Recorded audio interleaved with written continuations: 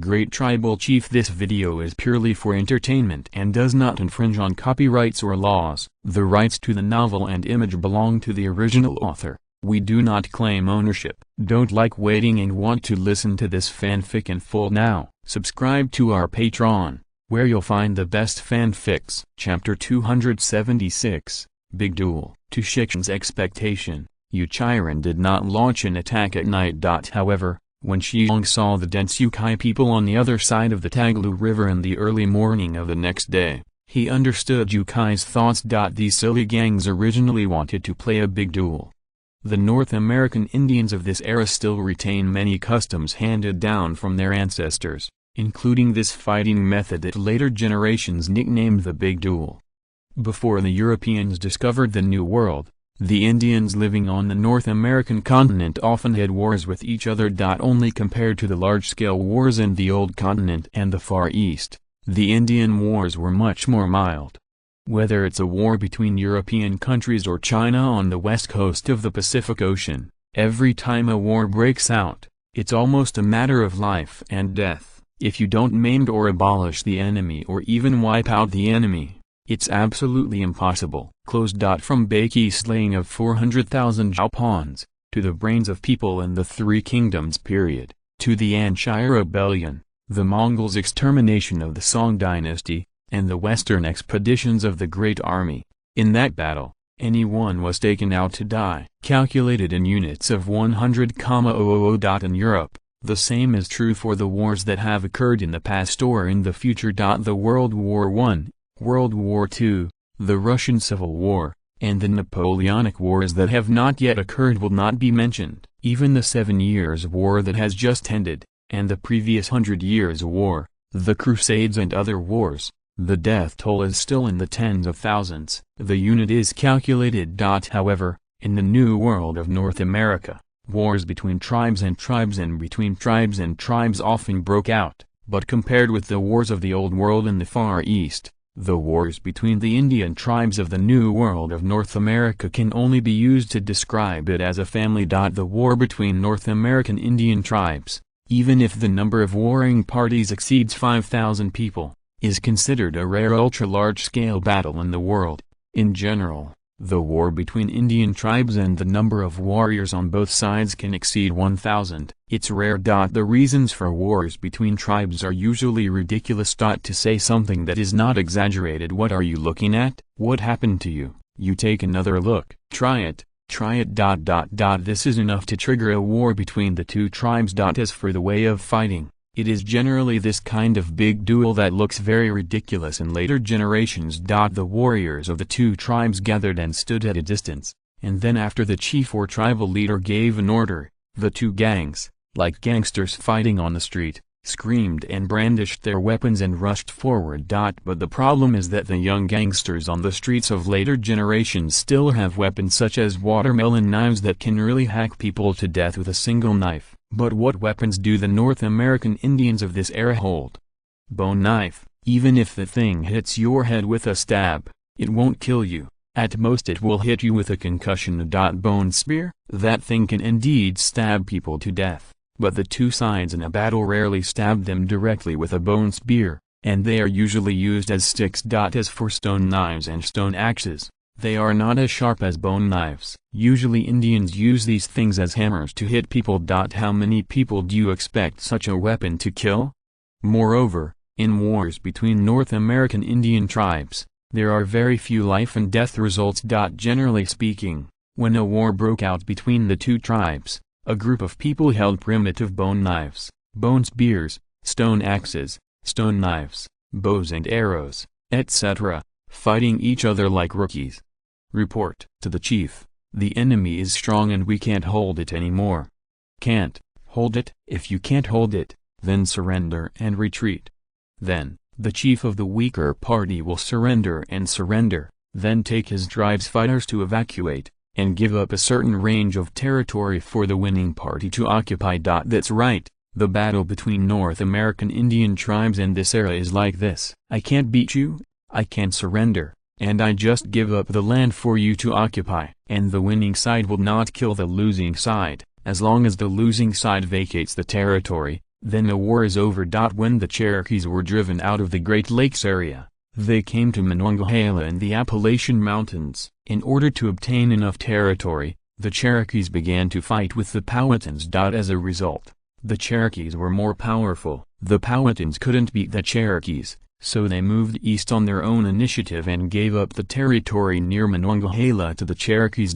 Similarly, after the Cherokee beat the Powhatan, they also beat the Yuchi and the Chickasha, and this occupied an area of nearly 100,000 square kilometers. But the Cherokee did not say that they would drive out the defeated enemies like the European battlefield. They just drove them away. In general, in this era of wars between North American Indians, apart from that kind of mortal feud, there are very few killings. Like this kind of war between the Zio tribe and the Yuchi, as long as the Zio tribe surrenders, then the Yuchi will not drive the Zio tribe to extinction, even if there was an accident such as Shi Xiong, the chief who directly shot Yuchiren. www.wuxiaspot.com. But if Yuchiren retreated, both sides would not die endlessly. As a result, Shi Xiong did not have the general idea of Indians in this era. In his opinion, his lover was killed by UK, and the two sides are endless enemies. That's why Shi Xiong led 100 warriors on an expedition to the Yuchi clan.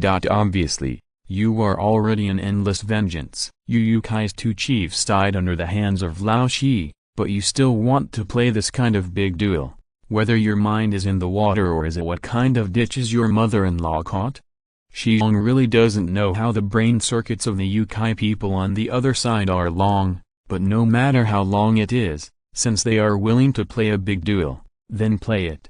Anyway, in this situation, no matter how you play, Lao Tzu will accompany you to the end. The horns and drums on the other side of the river rang, and then the Yuchi began to prepare to forcibly cross the Tagaloo River. The sound of drums and horns also made the mountain forest on the side of the expedition team's evacuation route noisy, and about 200 Yuchi began to emerge in the dense forest on the side of the river. The place where these Yuchi appeared was about 300 meters away from Shi Xiong and them. No wonder Yuchiren wanted to play a big duel at this time. It turned out that they had already set up a net here, just waiting for the stone bears to get in here. Shi Xiong smiled coldly and said loudly, 10 brothers will join me to deal with the 200 Yukai people behind us. The others follow Jiao Niu's command. As long as the Yukai people on the opposite side start crossing the river, they will shoot. Ford went round shooting. If Yukai crosses the river, he only needs to break through the 70-meter limit.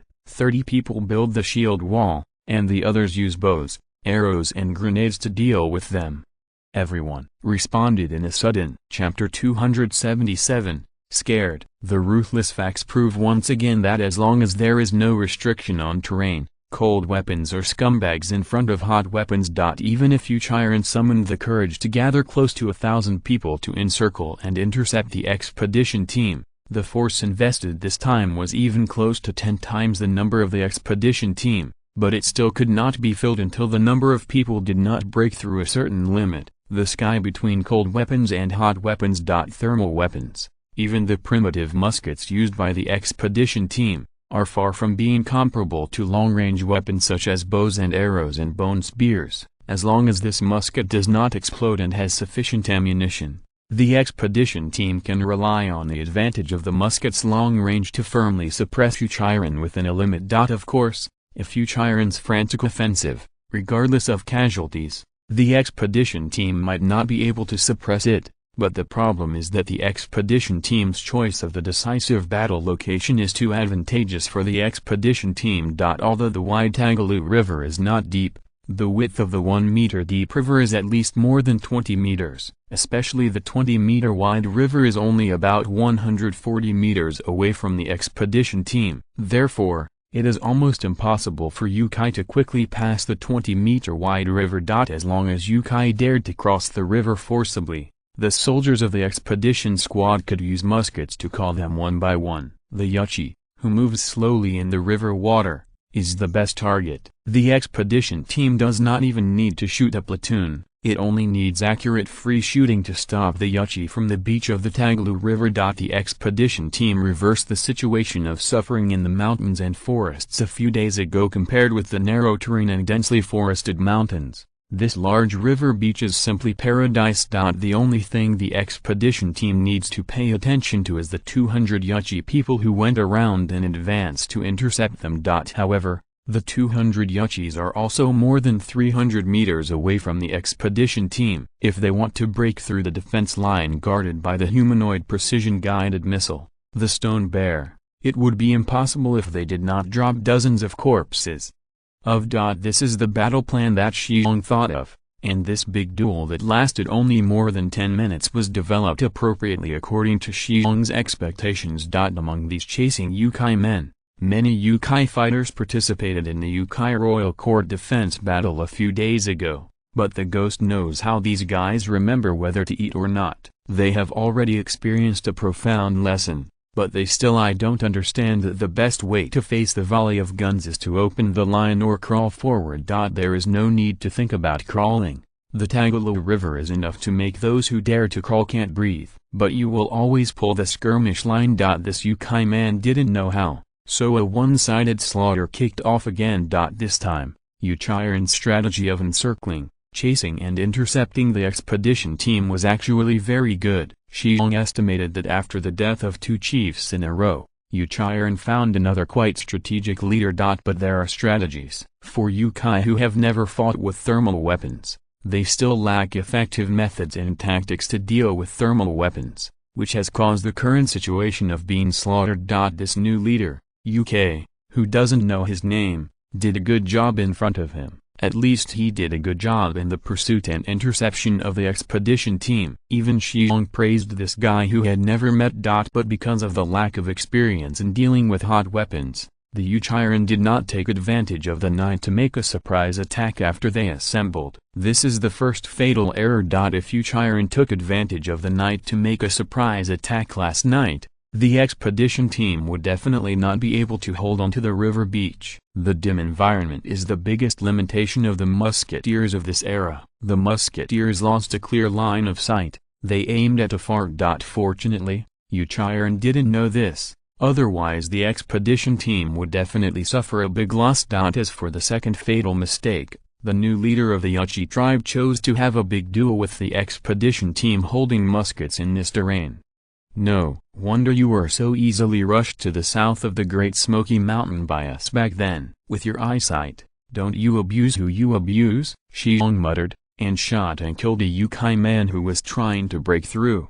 Shi Xiong didn't use his big bow, mainly because that long bow had too few bows and arrows, and Shi Xiong didn't want to cast arrows after going back. He is now using an ordinary iron bow. This iron bow can also have a range of 150 meters in his hand, and there is no burden for the Stone Bear to open this kind of bow. He can open it dozens of times. The bow will not feel tired. Therefore, with him leading 10 warriors to guard this side, the Yukai people who blocked it would not be able to rush in at all, within a range of 150 meters, as long as Yukai dared to show his head. He was either shot by a musket or shot by a Stone Bear. The water of the Tagaloo River was quickly dyed red. It was this short charge of more than 10 minutes that made Yukai at least throw 100 corpses in the Tagaloo River. Densely dense corpses floated on the surface of the Tagaloo River, which frightened the Yukai who charged behind, especially for those Yukai soldiers who participated in the Yukai Royal Court defense battle a few days ago. The area of their psychological shadows is estimated to have expanded several times at least. As for the 200 or so Yuchi people intercepted in front of www.wuxiaspot.com, they also dropped 50 or 60 corpses, but they were still suppressed by the Stone Bears 150 meters away, and they could not get close to the expedition squad. Yuchiren began to be in chaos. From the position of the expedition team, it was already clear that Yuchiren's formation had begun to be chaotic. Some Yukai people are still waving their weapons and screaming to charge, but there are more Yukai people slow down the pace of the charge, and some Yukai people have even begun to run back. Yukai is not a fool. The corpses of more than 100 compatriots in front have already shown that this river is an insurmountable moat. If you dare to rush, there will only be one death. The horn that had been silent for more than 10 minutes sounded again, but this time the horn sound was no longer an offensive horn, but a horn for a complete retreat. Obviously, The newly appointed Yukai leader has also discovered that things cannot be done. Continue to charge may eventually be able to cross this river, but the question is how many people can cross this river? Even if he rushed past, he would still face the muskets and bows of the demons, not to mention that the demons could erect a solid and heavy shield wall. Therefore, such a hard punch is obviously to die.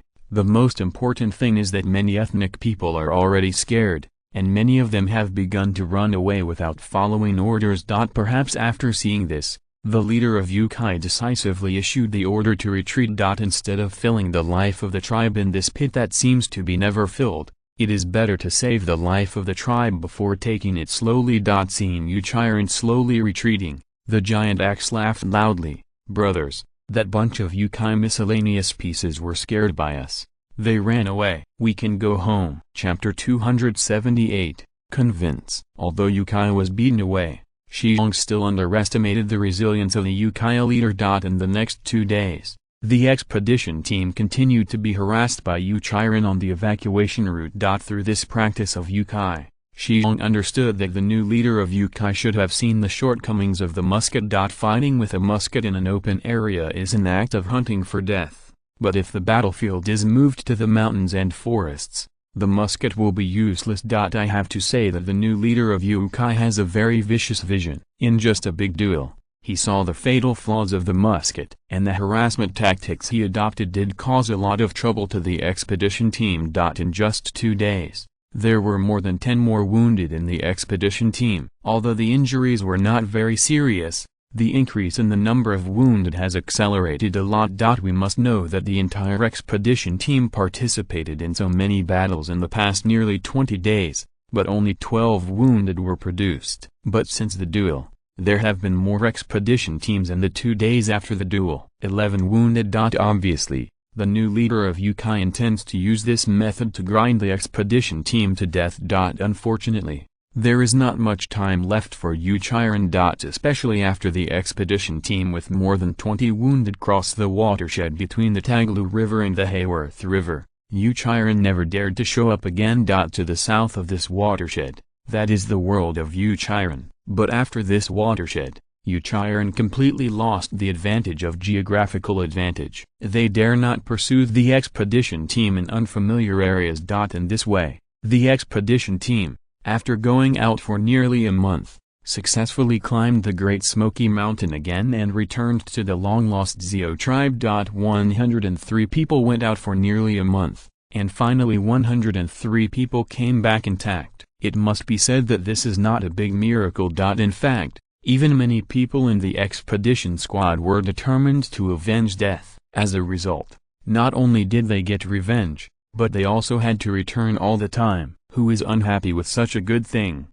Therefore, when the expedition team returned to the Zio tribe, a grand bonfire dinner was held again. Looking at the tribesmen who were eating and drinking around the bonfire not far away, and those tribesmen dancing happily, Shi Xiong's heart was also peaceful.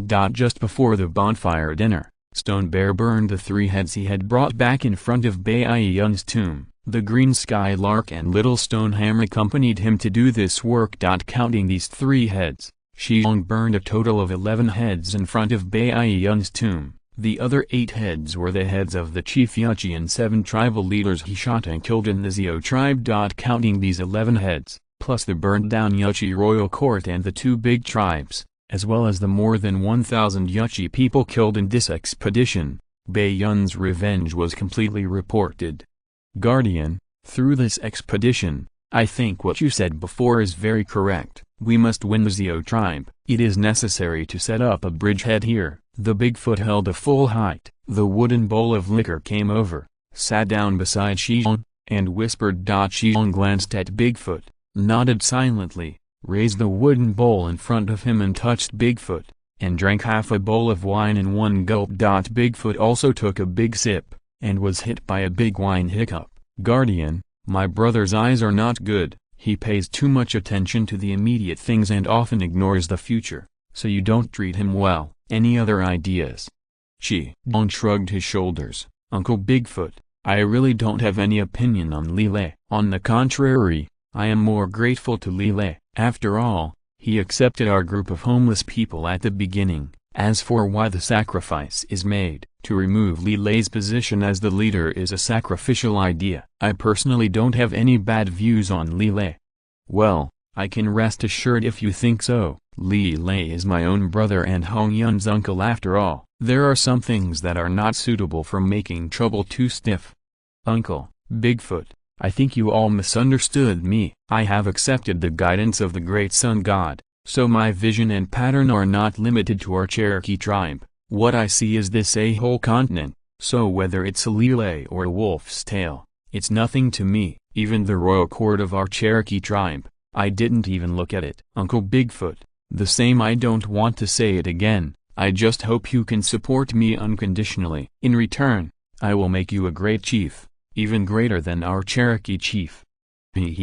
Guardian, I admire your goal very much. I have never considered the chief but not the chief. I just want to help you well and let you lead our tribe to develop and grow as quickly as possible. www.wuxiaspit.com. This is not only my thought, but also Hong Yun's thought. Your uncle Jiao Naiu thinks so. Bigfoot looked at Shi Xiong and said sincerely. After a pause, Bigfoot continued, especially this expedition, let me see the real power of the musket. Of course, the unscrupulous gun you made is even more scary. And we have such a weapon.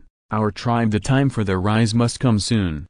Shi Xiong nodded and said, Uncle Bigfoot, you are right. At the latest next year, our High Tree tribe will become the most powerful tribe of the Cherokee tribe, because we have unparalleled weapon advantages. Even those Vasikas can't compare to us. And in my plan, in the next 5 years, our Gaoshu tribe should become the most powerful ruler in the middle and east of this continent.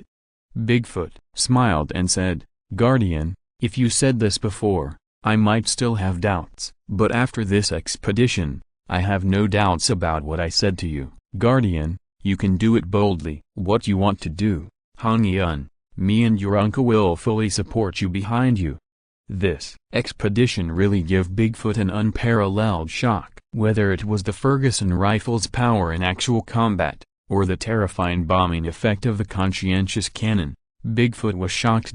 In addition, a mere 100 people overturned a tribe with a population of 6,000 to 7,000 people. This was something that was impossible to even think of before. And when all this was laid out in front of Bigfoot, he finally realized that what he had thought was too conservative. If Bigfoot knows that there is such a famous online saying in future generations, he will definitely say the father has a Ferrari, and who else will have a bicycle? Chapter 279, Bighorn Sheep. The stone bear did not stay in the Zio tribe for long. After a day of repairing here, he would return to the Gaoshu tribe with the sisters and brothers of the Green Skylark, Dejiao and Jeoniu. Because on the second day of the expedition team's return, the lynx rode over from the Gaoshu tribe.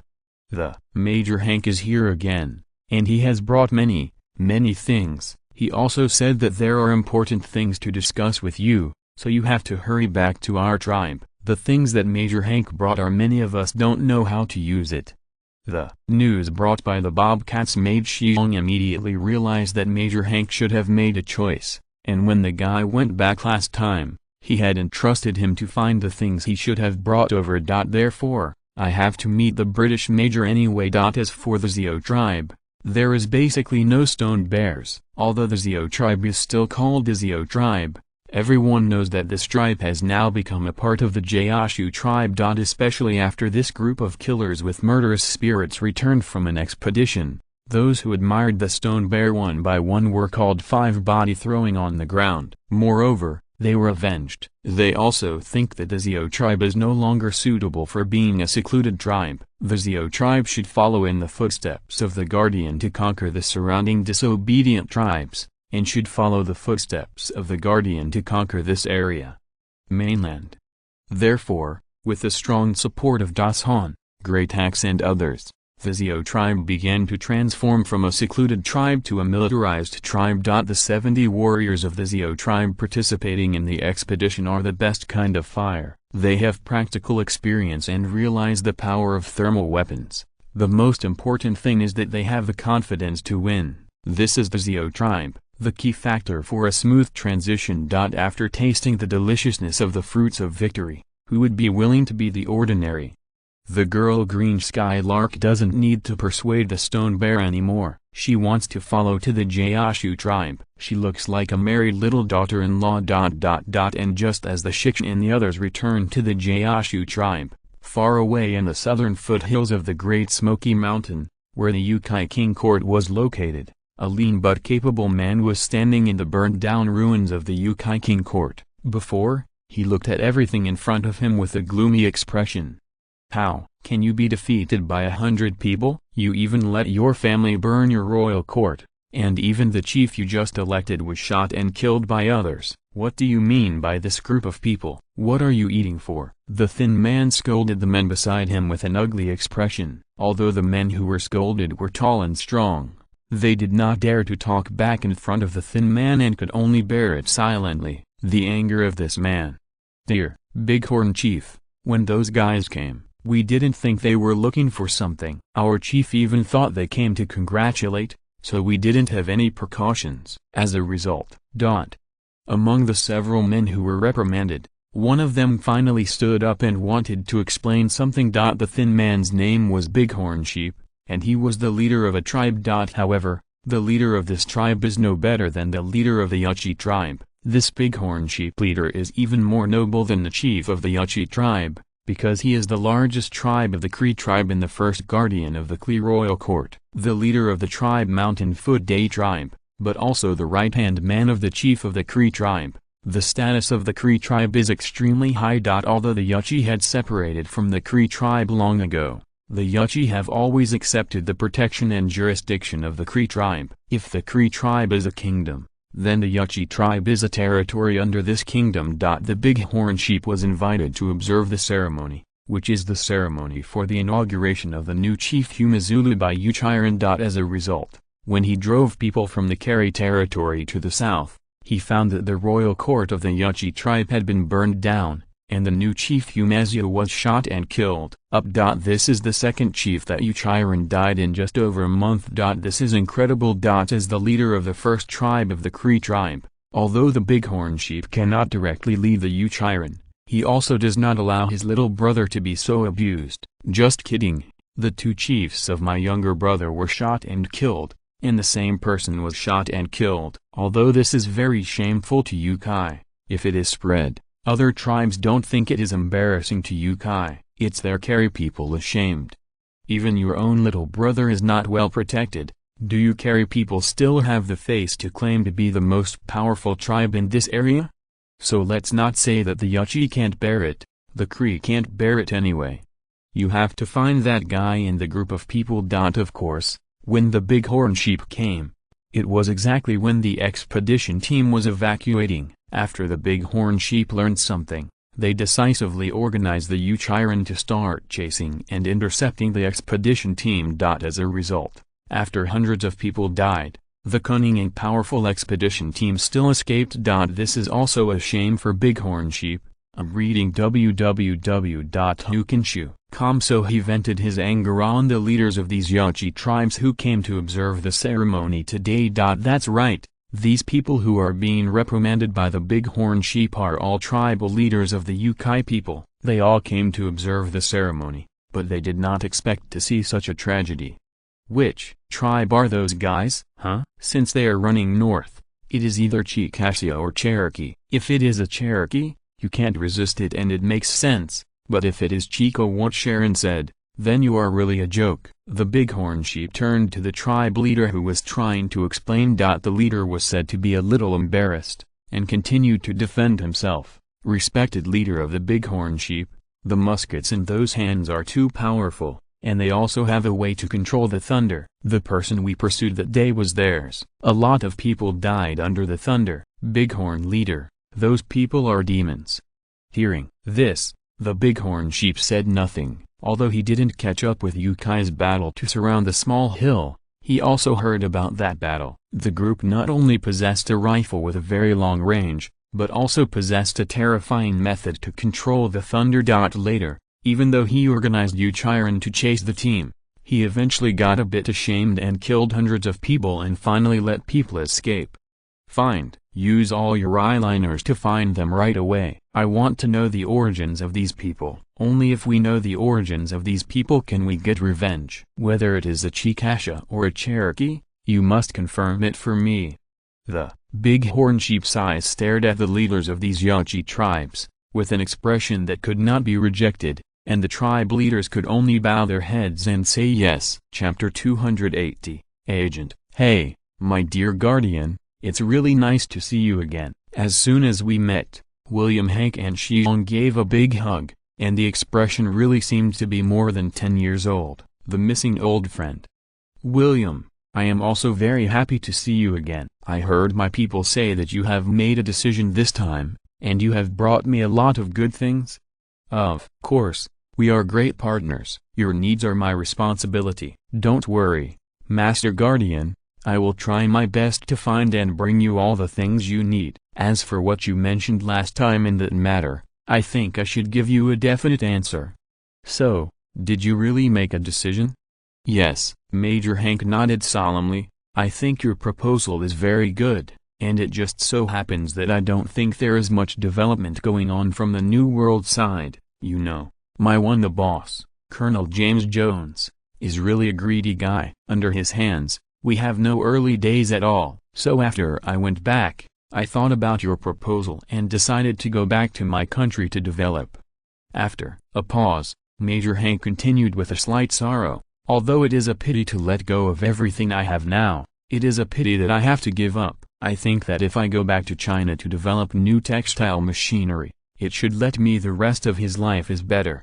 Shi Xiong smiled and patted Major Hank on the shoulder. "Man, I have to say that you made a very correct choice. Go, let's find a place to have a drink, and you can taste what our tribe makes. Liquor, I promise you like it. Then we too will talk about it."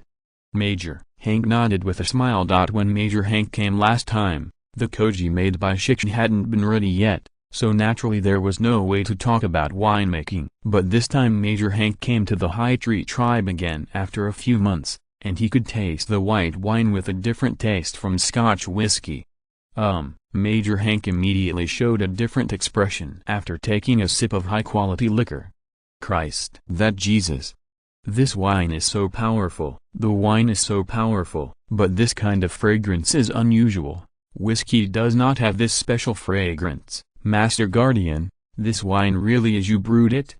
"Haha, what's the fake? Isn't it just making wine? It's very simple for me." Shi Xiong smiled and answered, while picking up a wooden spoon and scooping a small spoonful of wine and placing it in front of Tep. This guy smelled it, and immediately licked with joy. Tep is now a semi-big bear calf, thanks to eating and drinking. This little guy is now standing up and his height is almost reaching the waist of a stone bear. But this guy can really eat. Not only can he eat but also drink. During this period of the stone bear expedition, I don't know who in the tribe seduced. This guy actually likes drinking. Shi Xiong didn't expect Major Hank to like the taste of liquor, but he was relieved after thinking about it. In this era, even in the old world, highly distilled spirits such as whiskey, brandy, and vodka are rare, and most people drink low-alcohol fruit wine. So for Europeans, as long as the wines of this era are high-quality wines, they are good wines. Although whiskey, brandy and vodka do not add koji during the brewing process, the highly distilled liquors brewed by Europeans do not have the koji aroma unique to liquor. But in this day and age, it is a good thing to have high-quality wine for you to drink. Who is picking and choosing? Later generations of Westerners were not accustomed to drinking Huaxia's liquor, saying that Huaxia's liquor had a smell of rags or rancid rice. That was pure habit. Later generations of Westerners do not like white wine, and they prefer wine or beer, so they pay more attention to the taste of high-quality wine. Because Europe does not add koji when brewing distilled spirits, Europeans think that high-quality wine with koji added is not a good wine. This is also the main reason why later generations of Westerners dislike Huaxia liquor. But in this era, let alone Major Hank, even that Colonel Jones would not be picky about high alcohol. How about it, William? Do you want to represent the high-quality wine brewed by our tribe? I promise that the profit will be huge. Shi Xiong asked with a smile. Major Hank froze for a moment, then shook his head with a wry smile, and said, "It's still not the case, my respected guardian. I have decided to leave the New World and return to China. Naturally, I can no longer represent this high-level liquor for you, but I can talk to my successor about the agency problem of this high-grade liquor. Presumably the guy must be willing to represent this kind of high-grade liquor." Shi Xiong shrugged his shoulders and said, "Let's talk about it. The high-grade liquor produced by our tribe is a good thing. I don't want people who are unfamiliar with it to represent this kind of thing. I would rather let you represent our liquor." Major Hank was deeply moved by these words. "William really decided to go back to the old continent to develop, after drinking 2 glasses of wine?" Shi Xiong asked very seriously. "Yes. www.wuxiaspa.com.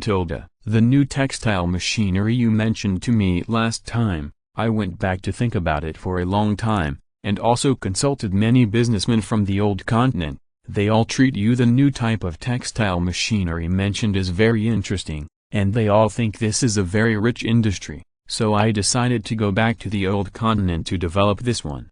"Haha, William, I have to say that you made a wise choice." Shi Xiong smiled and had a drink with Major Hank again. "As long as you can agree to the conditions I made last time, then I dare not do anything else. I guarantee that within 10 years, I can guarantee that you will become the leader of the textile machinery and textile industry in the entire old world. The wealth you earn will make you and your family the top wealthy businessmen in the old world." With that, Shi Xiong stood up and walked to a corner of the house, and took out some drawings from a wooden box. "William, this is the blueprint of the new spinning machine and weaving machine. They are all driven by water power. They are the most advanced textile machinery at present. The textile efficiency is 10 times or even dozens of times that of all textile machinery in the old continent. If you own it, you have millions of pounds of wealth." Major Hank took a breath. Although he understood that the textile industry is now emerging, he never thought that the profits contained in this new type of textile machinery were so large. "William, I can grant you the patents for these 2 kinds of machinery. When you return to the old world, you can apply for related patents, and then set up factories to produce and sell these textile machinery, or you can use these textile machinery to build your own textile factories." Shi Xiong gave Hank a detailed explanation of the prospects of the textile industry. Since Major Hank is to be developed into an agent, he must taste enough sweetness so that he can honestly do things for himself. Chapter 281, New R&D Project. Major Hank is here, Major Hank is gone. The negotiation between Stone Bear and William Hank went very happily. It can be seen that the British Imperial Army Major did not have a good time in Jamestown, especially after he took over the salt trade with the Gaoshu tribe. Life seems to be worse. No way, who would let a greedy Colonel Jones press on him? This powerful army colonel saw that he couldn't directly participate in the salt, but he couldn't deal with the people involved in the transaction. Do you think he can feel good in his heart? Since it is impossible to deal with Major Hank and Lieutenant Ferguson directly, it is fine to wear a small shoe to Major Hank. It is for this reason that Major Hank is completely determined to return to China for development. Hank is a very smart person, and also a person who knows how to make choices. He knows very well that the salt trade will bring him huge profits every year, but this is the new world, and the Colonel Jones is covering the sky in Jamestown. If he can't help but dare his face, then he will never have a good life. Even it's not uncommon to lose your life here. In this era, the French and local natives are very dangerous. Even the Spanish, Germans and Dutch are not good birds. It is very common to die in the New World, and no one will seriously investigate it. Therefore, Hank decided to return to China for development. Returning to China will certainly make his first half of his life struggle a vain, and the major position that he finally got mixed up will also be cancelled because of his voluntary retirement. But the prospects for the new type of textile machinery and the textile industry are really bright. Major Hank left with the drawings and a large amount of refined salt. Lieutenant Ferguson did not follow him. The departure of Major Hank made him even more afraid of Jamestown. Ferguson is not a fool. He lives in the High Tree tribe with a gusto. If he returns to Jamestown and has to be oppressed by the greedy Colonel Jones, He would not want to go back. And he has a fair reason to stay here, as long as Colonel Jones doesn't want to give up the refined salt of the High Tree tribe. Ferguson can stay here forever. Of course, Hank's visit this time also brought Shi Xiong a lot of things that Shi Xiong urgently needs now. For example, castor oil. For example, mercury. For example, graphite rods. The Gaoshu tribe has also planted a lot of castor oil this year, but it must be harvested until autumn. So he asked Hank to collect hundreds of pounds of castor oil and bring it in a big wooden barrel. Now with the application of unscrupulous guns and earthen hand grenades, the Gaoshu tribe needs to prepare a large amount of gunpowder, and castor oil, a private agent, is essential. Although peanut oil and soybean oil can also be used as a private agent, castor oil is the most suitable and the lowest cost. As for mercury, that is what Shi Xiong needs now. The main reason is that Shi Xiong intends to make Bill Gates try to make things like thunder/acid/mercury. Only with this thing can we make a flash hat. Although the conditions for preparing mine/acid/mercury are not yet available, it is actually not difficult to operate. Mixing mercury and nitric acid will produce mercury nitrate, and then mixing the mercury nitrate with excess nitric acid and ethanol, which is a high concentration alcohol, to alcoholize the mercury nitrate to obtain thunder/acid/mercury. Shi Xiong knew this process, but he couldn't do it specifically. And this also involves the preparation of nitric acid, so this requires Brother Lee to keep experimenting. Shi Xiong knows the local method of preparing nitric acid. For example, dry distillation of saltpeter can obtain nitric acid, but the concentration of that nitric acid is too low. As for the laboratory preparation method, it is necessary to use concentrated sulfuric acid and saltpeter to react together to obtain a higher concentration of concentrated nitric acid. The preparation method of concentrated sulfuric acid is now very common. Brother Lee knows the preparation method of concentrated sulfuric acid himself. But no matter how to prepare it, the method is more complicated. Shi Xiong can't do these tasks, so he can only leave it to Brother Lee to try it slowly. Of course, Shi Xiong will also give him appropriate guidance at the right time. Nitric acid is a good thing. In the future, whether it is nitroglycerin, nitrocellulose, or smokeless gunpowder, nitric acid is inseparable. Therefore, the preparation of nitric acid is now a more urgent matter. Major Hank also brought 30 mares to the Gaoshu tribe this time. With these mares, the number of war horses in the Gaoshu tribe can be greatly increased within a few years. In any case, with the help of Major Hank, the Gaoshu tribe can develop faster. This is why Shi Xiong has to hand over the drawings of the precious mule and hydroloom to Major Hank and let him go to Europe for development. It is very simple, so that Major Hank can send more Gaoshu tribes to the Gaoshu tribe. Something needed. The Gaoshu tribe is only the beginning stage and needs a variety of materials and raw materials. Although Shi Xiong knew how to make some things, he was helpless without the raw materials. Major Hank helps collect raw materials in Europe. www.wuxiaspa.com which can greatly shorten the development time of Gaoshu tribe. The return of Lord Guardian made the entire Gaoshu tribe lively again. Especially when the tribesmen were listening to Bigfoot, Jeoniu and the 30 fighters telling them about their expedition to the Yuchi. The new chief just elected by the Yuchi tribe was shot and killed by the Guardian before he could take office. Later, he worshipped the Guardian. Shooting a clan chieftain is a great event at any time, and their Guardian has shot and killed 2 chieftains in a row, which is also a great achievement. Shi Xiong didn't pay attention to these things. After attending the bonfire dinner of the Gaoshu tribe, he got together with Brother Lia and the alchemists. The conscience cannon was extremely prominent during the expedition to the Yuchiren. Although this thing is inconvenient to install and to carry, it is too powerful to hold it, especially when dealing with dense crowds. A harvester than a harvester. Therefore, this thing will become a standing equipment in the future. But because this thing is inconvenient to carry, this thing is mainly used to deter the enemy. If the Gaoshu tribe wants to achieve rapid mobility in the battle against the enemy, it also needs to develop new weapons that are smaller, easier to carry, and whose power cannot be reduced. So Shi Xiong decided to smash the mortar out. Even small caliber mortars have unparalleled power in this era. At the very least, it is much stronger than the silly, big and clumsy cannons Europeans are now using. But now there is no smokeless gunpowder as propellant, and there is no violent gunpowder as the warhead. The power of the mortar will be much reduced. Therefore, the research and development of smokeless gunpowder and joker is put on the agenda by Shi Xiong. Chapter 282, Prerequisites for Making Mortars. Boss, I understand the principle of this kind of mortar you said. You are right. This kind of mortar that fires sub-caliber shells,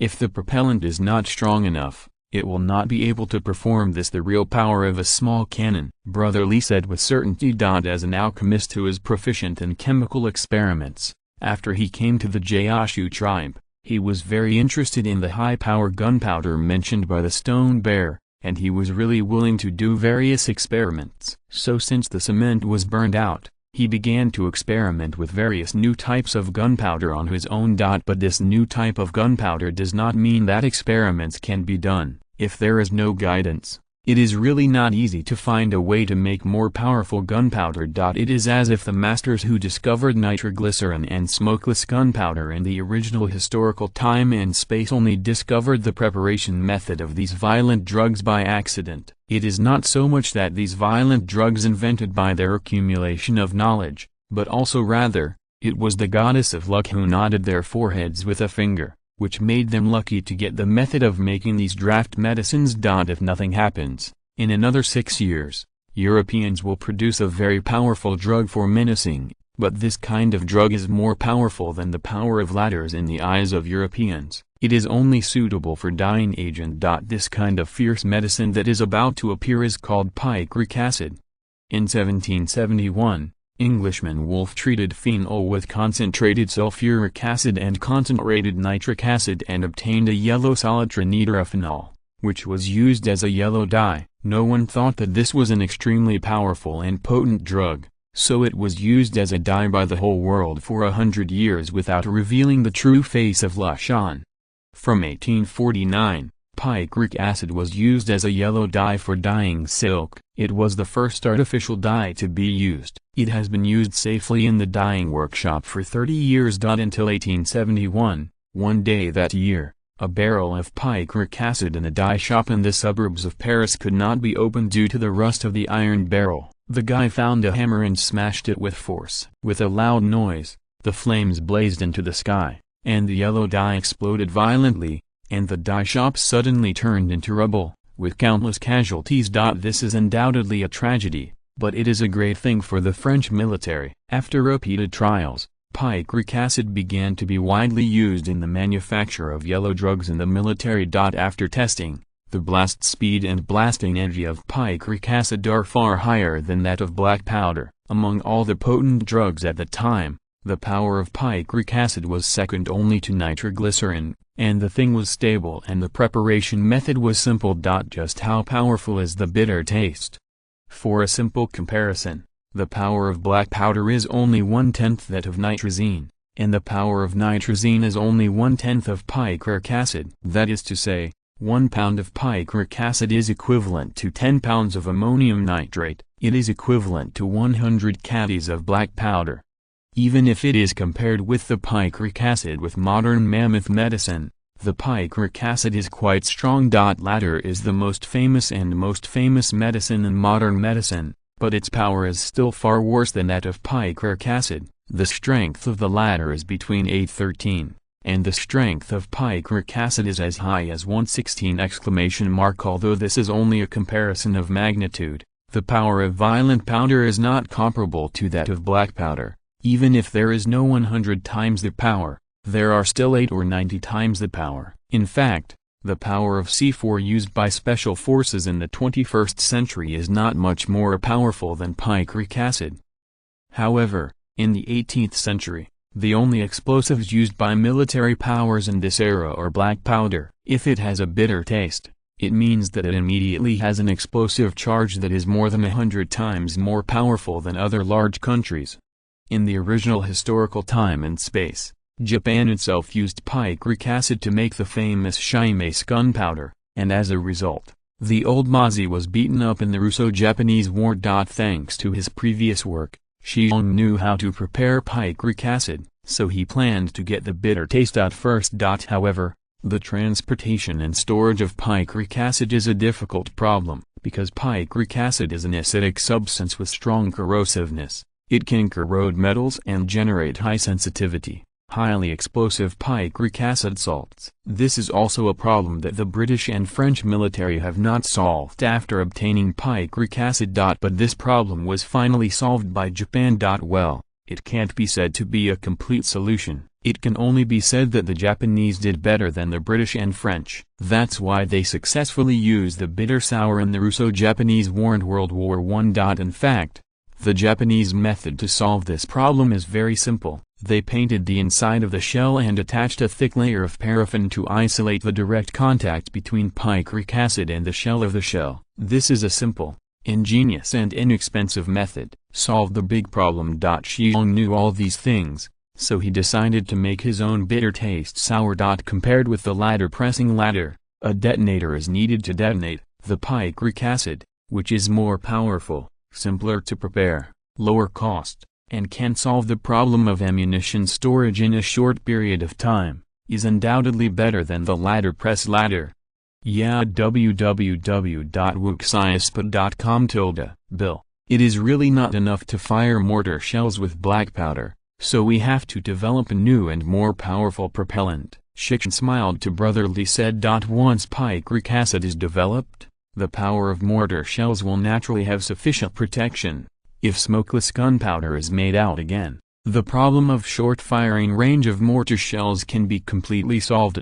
Compared with picric acid, the preparation method of smokeless gunpowder is slightly more complicated. In the original historical time and space, there are two smokeless gunpowders. One is the bee gunpowder invented by Frenchman Wheeler in 1884. And the other is the double-base smokeless gunpowder that Nobel applied for in 1887. Wheeler's bee gunpowder is the alcoholization reaction of nitrocellulose, stabilizer and ethanol, and then compressed and cut into strips to dry, forming bee gunpowder. Nobel's double-base smokeless gunpowder is a mixture of equal amounts of nitroglycerin and collodion gum, plus 10% camphor as a stabilizer, and then dried to form a more stable double-base smokeless gunpowder. Pyrotechnics.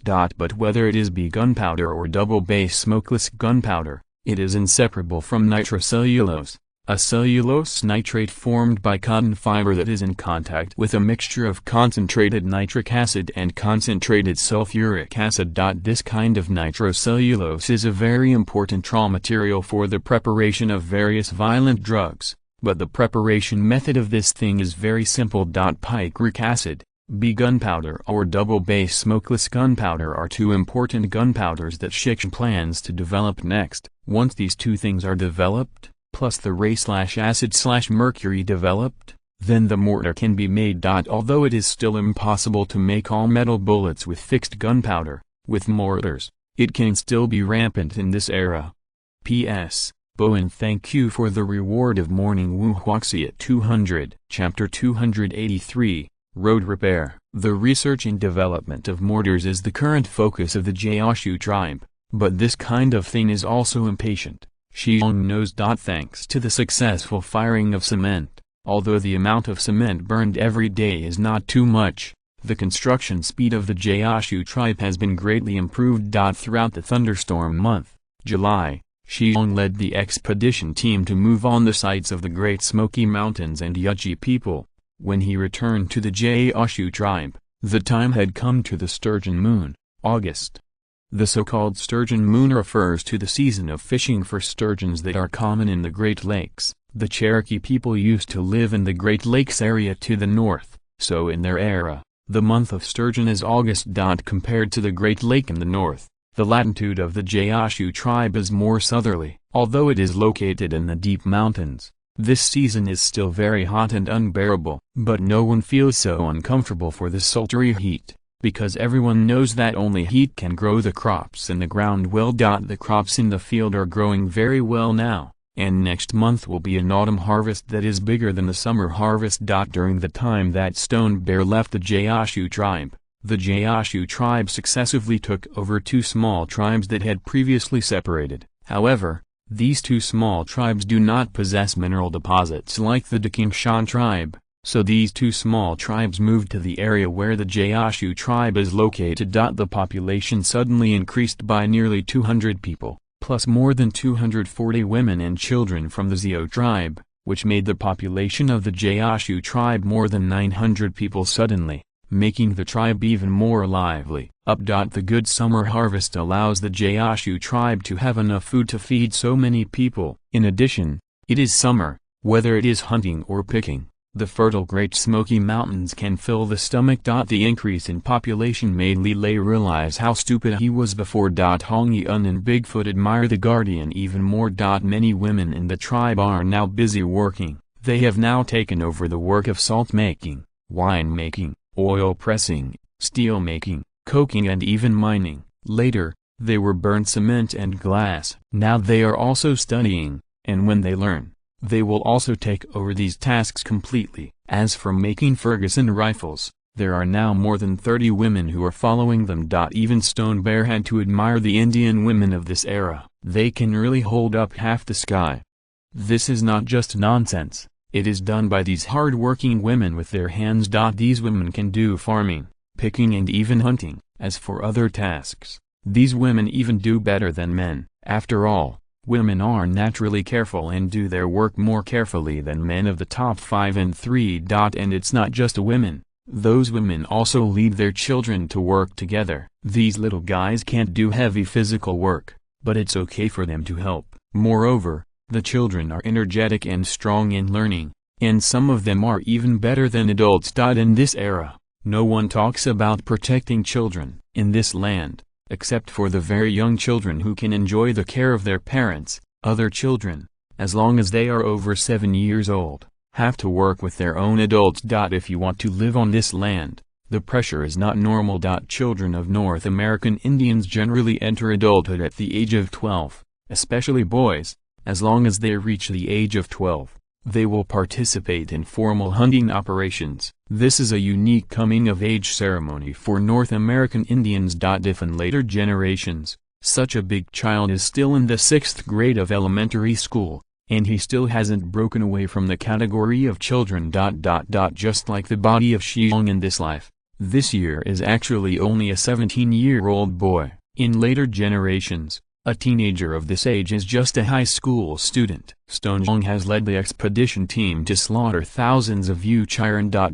If you don't work hard, you won't be able to live on this land. This continent and this era is where the law of the jungle is most vividly embodied. In any case, the fact that there were so many people in the tribe not only allowed the Gaoshu tribe to directly enter the ranks of large tribes, but the most important dividend brought by the increase in population was immediately reflected. Many things that Shi Xiong wanted to do in the past were unable to unfold due to lack of manpower. Now that there are so many more people in the tribe, many things previously envisaged can now be unfolded. For example, building roads and bridges. There is a saying in later generations called "build roads if you want to get rich," which pointedly pointed out the importance of communication. Although the importance of transportation is not only reflected in the aspect of getting rich, there is no doubt that the importance of transportation is still equally important for the current Gaoshu tribe. The road from the tribe to Zhongshan needs to be repaired, the road from the tribe to the kaolin mining area needs to be repaired,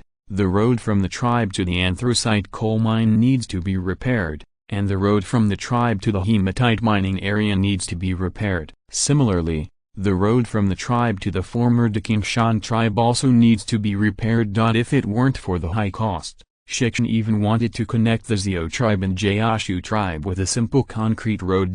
Because the summer harvest is a big harvest, even if there are so many people in the tribe, there is still more than enough food. www.wuxiaspot.com. So now many hunting activities have stopped, and most of the strong labor in the tribe is used to build roads. Building roads is an out-and-out hard work, and it is also a heavy manual work, so it requires most of the male labor. Of course, Some physically fit women will also participate in road construction. At first, the people of the tribe didn't know why they used cement to build roads. Cement is a good thing. This point is recognized by the people after witnessing the magic of cement. But why use such good things to build roads? What else can the road look like? As long as people and cars can walk, is it worthwhile to build roads with such precious cement? As a result, when the cement road from the tribe to Zhongshan was built, the people of the tribe realized that building roads with cement is simply great. Originally, the distance from the tribe to Zhongshan Mountain was only a little over 1 kilometer, and there was no need to pave the road foundation, or the width of the cement road was limited, so the road was quickly repaired. The repaired cement road is not only flat, but the most important thing is that even if it rains heavily, the road can still pass. In the past, once those roads in the tribe encountered heavy rain, it was really muddy and difficult to walk, but now with this cement road, the muddy and so on are completely gone. It is a joy to walk. Zhongshan is now the most important place to generate income for the tribe. In order to obtain the refined salt produced by Zhongshan, the Wasakas did not hesitate to exchange grain, war horses, cotton cloth, and seeds. This is the tribe of the previous tribe, things that I can't even think of. It is precisely because of the importance of Zhongshan that this first concrete road leads there. Now that the advantages of cement roads have been reflected, the next step is to harden some roads inside the tribe. If you are listening to this novel on a channel other than Fanfic World, it means they downloaded and uploaded it without effort. We cordially invite you to visit our channel, Mundo Fanfic Novelist. There you'll find the original version of this story, and you can explore many other novels of various genres. We are waiting for you to immerse yourself in a world of incredible novels. Chapter 284, Security of Force. Hardening of the road inside the tribe is far less difficult than building the road leading to Zhongshan Mountain. The Gaoshu tribe has lived here for more than 200 years. The roads in the tribe have long been trampled on so hard. You only need to level the road,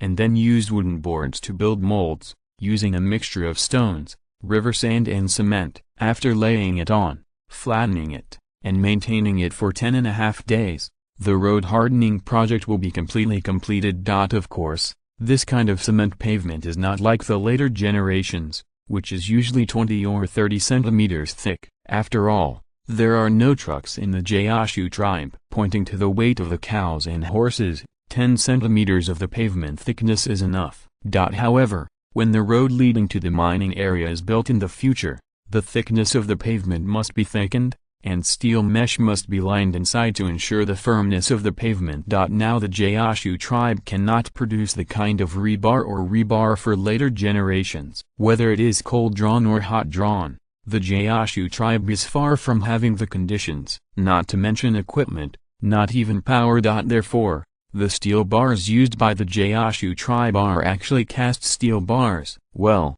it seems a bit inappropriate to use steel bars. After all, the tensile strength of such cast rebars is far from comparable to real steel bars. But Shi Xiong didn't want to build skyscrapers.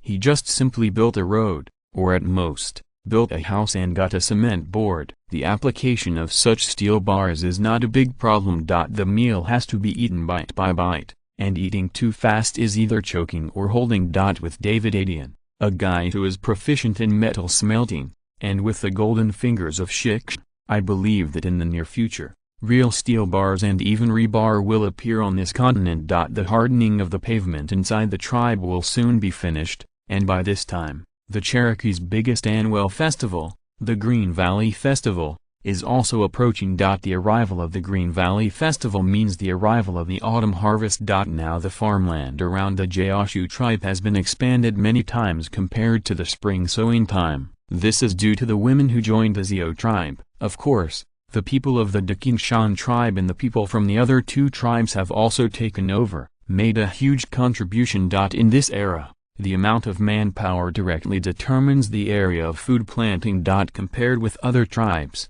even in Europe, the cultivation methods of the tall tree tribes are undoubtedly extremely advanced. With the large-scale use of tame bison, coupled with the emergence of various new farming tools, The Gaoshu tribe's food planting area can't even be expanded. The stone bear underestimated the North American Indians' desire for food in this era. After having tamed bison as farm cattle, and seeing the efficiency of these new farming tools, the women who later joined the Gaoshu tribe went crazy. Especially during the period after the summer harvest, Shi Xiong happened to be taking the expedition team to find the trouble of Yu Chiren. Otherwise, if he were to see the women working wildly in the fields, he would really think that this was a return to the university, leaping closer to the times. In any case, under the hard work of these hard-working women, this year's autumn harvest will surely get an unprecedented grain harvest, and this year's Green Valley Festival is also destined to become a complete carnival festival. The still dazzling sun hung high in the sky, spraying his infinite enthusiasm toward the ground below. In the land below, countless figures of all sizes are busy. The sickle showed the efficiency of this farm tool as early as the summer harvest, so when the autumn harvest came, the sickle became a farm tool in the Gaoshu tribe. That's right, before the stone bear came to this world, the Gaoshu tribe did not have a sickle. Even if Europeans came to fight the New World for a century and a half, most of the North American Indian tribes did not have a sickle as a farm tool. For North American Indians, farming is not the most important work. Hunting and picking are their main sources of daily food. This is also the main reason why Shi Xiong first came to Gaoshu tribe and saw Hong Yun and the others' method of focusing on quality is so primitive and rough. Even if they don't pay much attention to farming, can you expect them to have any farming tools? The arrival of the stone bear made the people of the Gaoshu tribe completely changed some concepts, especially after the tribe ushered in a big harvest at the summer harvest. The people's concept of planting and farming changed even more completely. In any case, the food is better than the fruit picked, and the prey from the hunt is not as good as the food. After all, the prey is limited. Even if you can hunt large prey every time you go out, there are only a few that can be divided into the hands of everyone in the tribe. Especially whether it is hunting or picking, it is seasonal, and more hunting depends on the face of God. Which is like growing food. As long as you put in hard work, you will inevitably harvest a large amount of grain in the harvest season. With grain, you will no longer have to worry about being hungry. It is as if the summer harvest had a big harvest. The men in the tribe went out hunting much less often. These strong men are transforming into full-time fighters. Except for the heavy physical work of building roads and houses,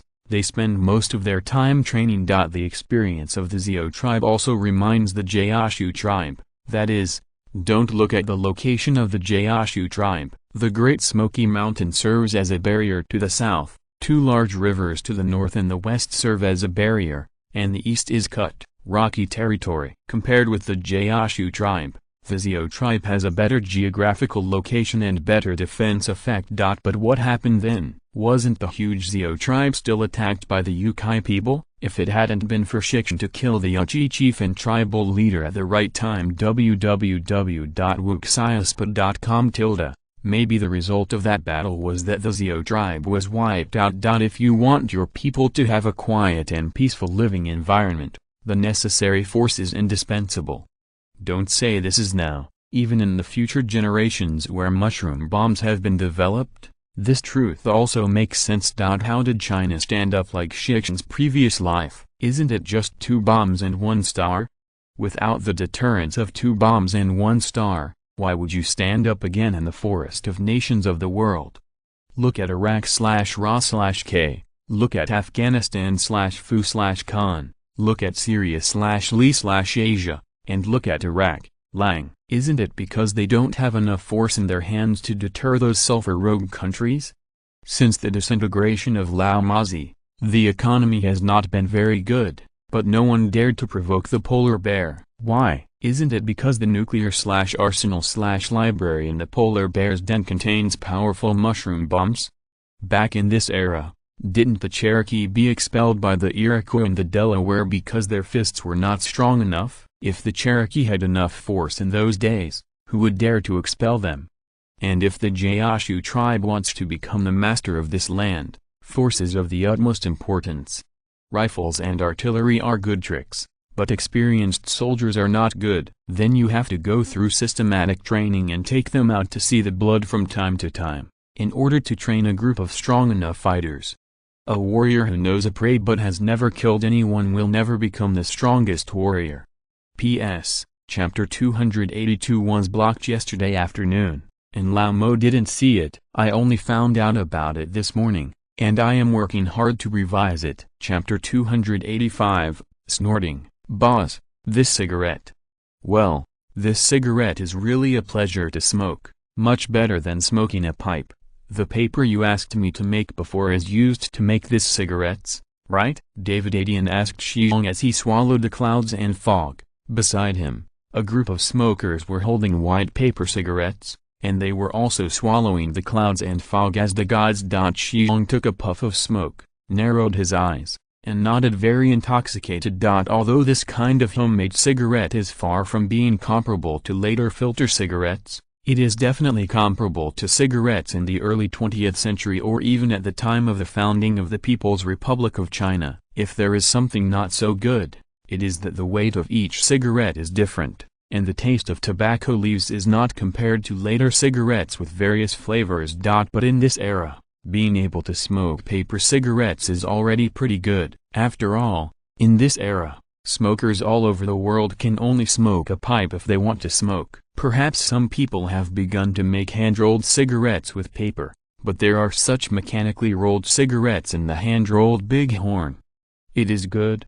In the original historical time and space, the cigarette machine used to make cigarettes was invented by Mazzini more than 100 years later. This kind of cigarette machine first rolled cigarette paper into a paper tube, and then filled the inside with shredded tobacco. Not to mention the slow speed of this kind of cigarette machinery, the weight of the filled tobacco cannot be controlled, so this kind of machinery was quickly eliminated. Then, in 1880, American Bang Zak invented a cigarette-making machine that was continuously formed into strips and then cut into cigarettes. This kind of cigarette-making machine has already had the embryonic form of later modern cigarette-making machines. Compared with the filling cigarette machine invented by Mazzini, which can only roll 3,600 cigarettes per hour, which is about 60 cigarettes per minute. The cigarette invented by Bonsack is continuously formed into sticks and then cut into sticks. Machine-rolled cigarettes are much faster. The cigarette machine invented by Bangzak can process 15,000 cigarettes an hour,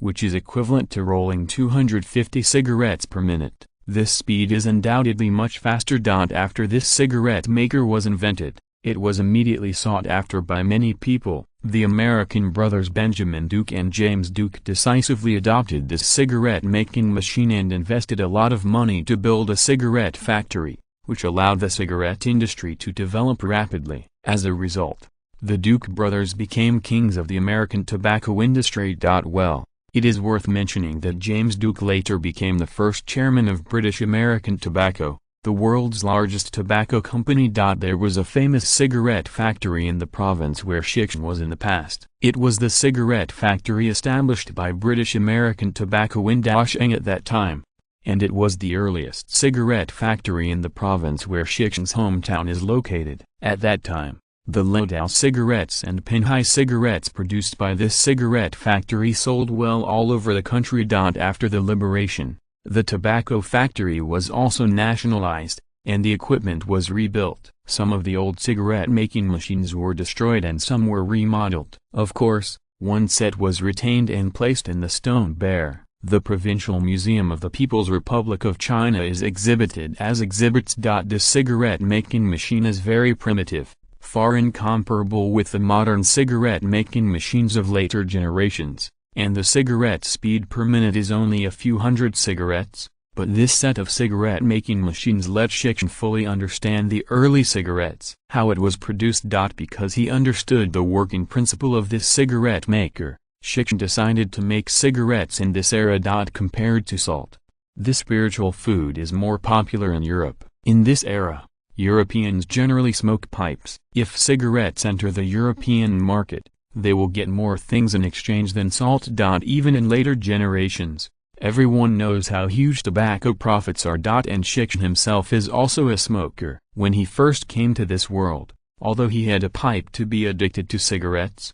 He was accustomed to cigarettes in his previous life, and he really didn't catch a cold with pipes. Therefore, whether it is because of tobacco profiteering or Shi Xiong's own hobbies, this cigarette must be produced. The most important thing is that Shi Xiong also wants to control some people in Europe by controlling this kind of cigarettes, especially if you add some other materials to the cigarettes. The effect will be better if you want to use this thing to control people. Therefore, before leading the expedition team to take revenge, Stone Bear gave David Adian the cigarette paper needed for how to make cigarettes, and let Momokao be responsible for destemming and shredding the picked tobacco leaves, and then drying. In this way, when Stone Bear returned from the Zio tribe, he began to instruct Jack Williams to make the Bangzak cigarette machine. Of course, this kind of cigarette making machine is manual, that is, it is driven by a leather belt through the principle of stepping on a sewing machine. The structure of this cigarette making machine is not complicated.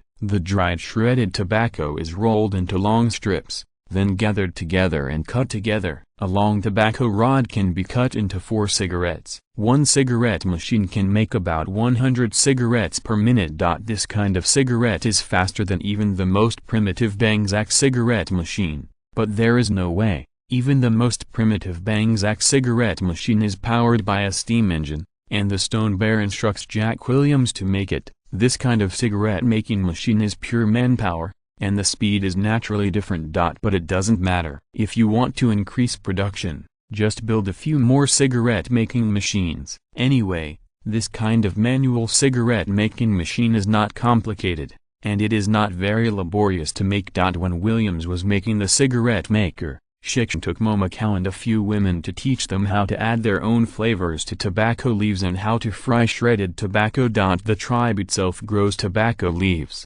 but tobacco leaves are the origin of the American continent. Almost every tribe here grows tobacco leaves. The quality of tobacco leaves in the Americas is still very good. After removing the stems and shredding, dilute the honey with white wine, and then grind some flowers and plants picked and dried in the spring into powder and add them to the honey, thus making a simple flavor, and then stir with the tobacco.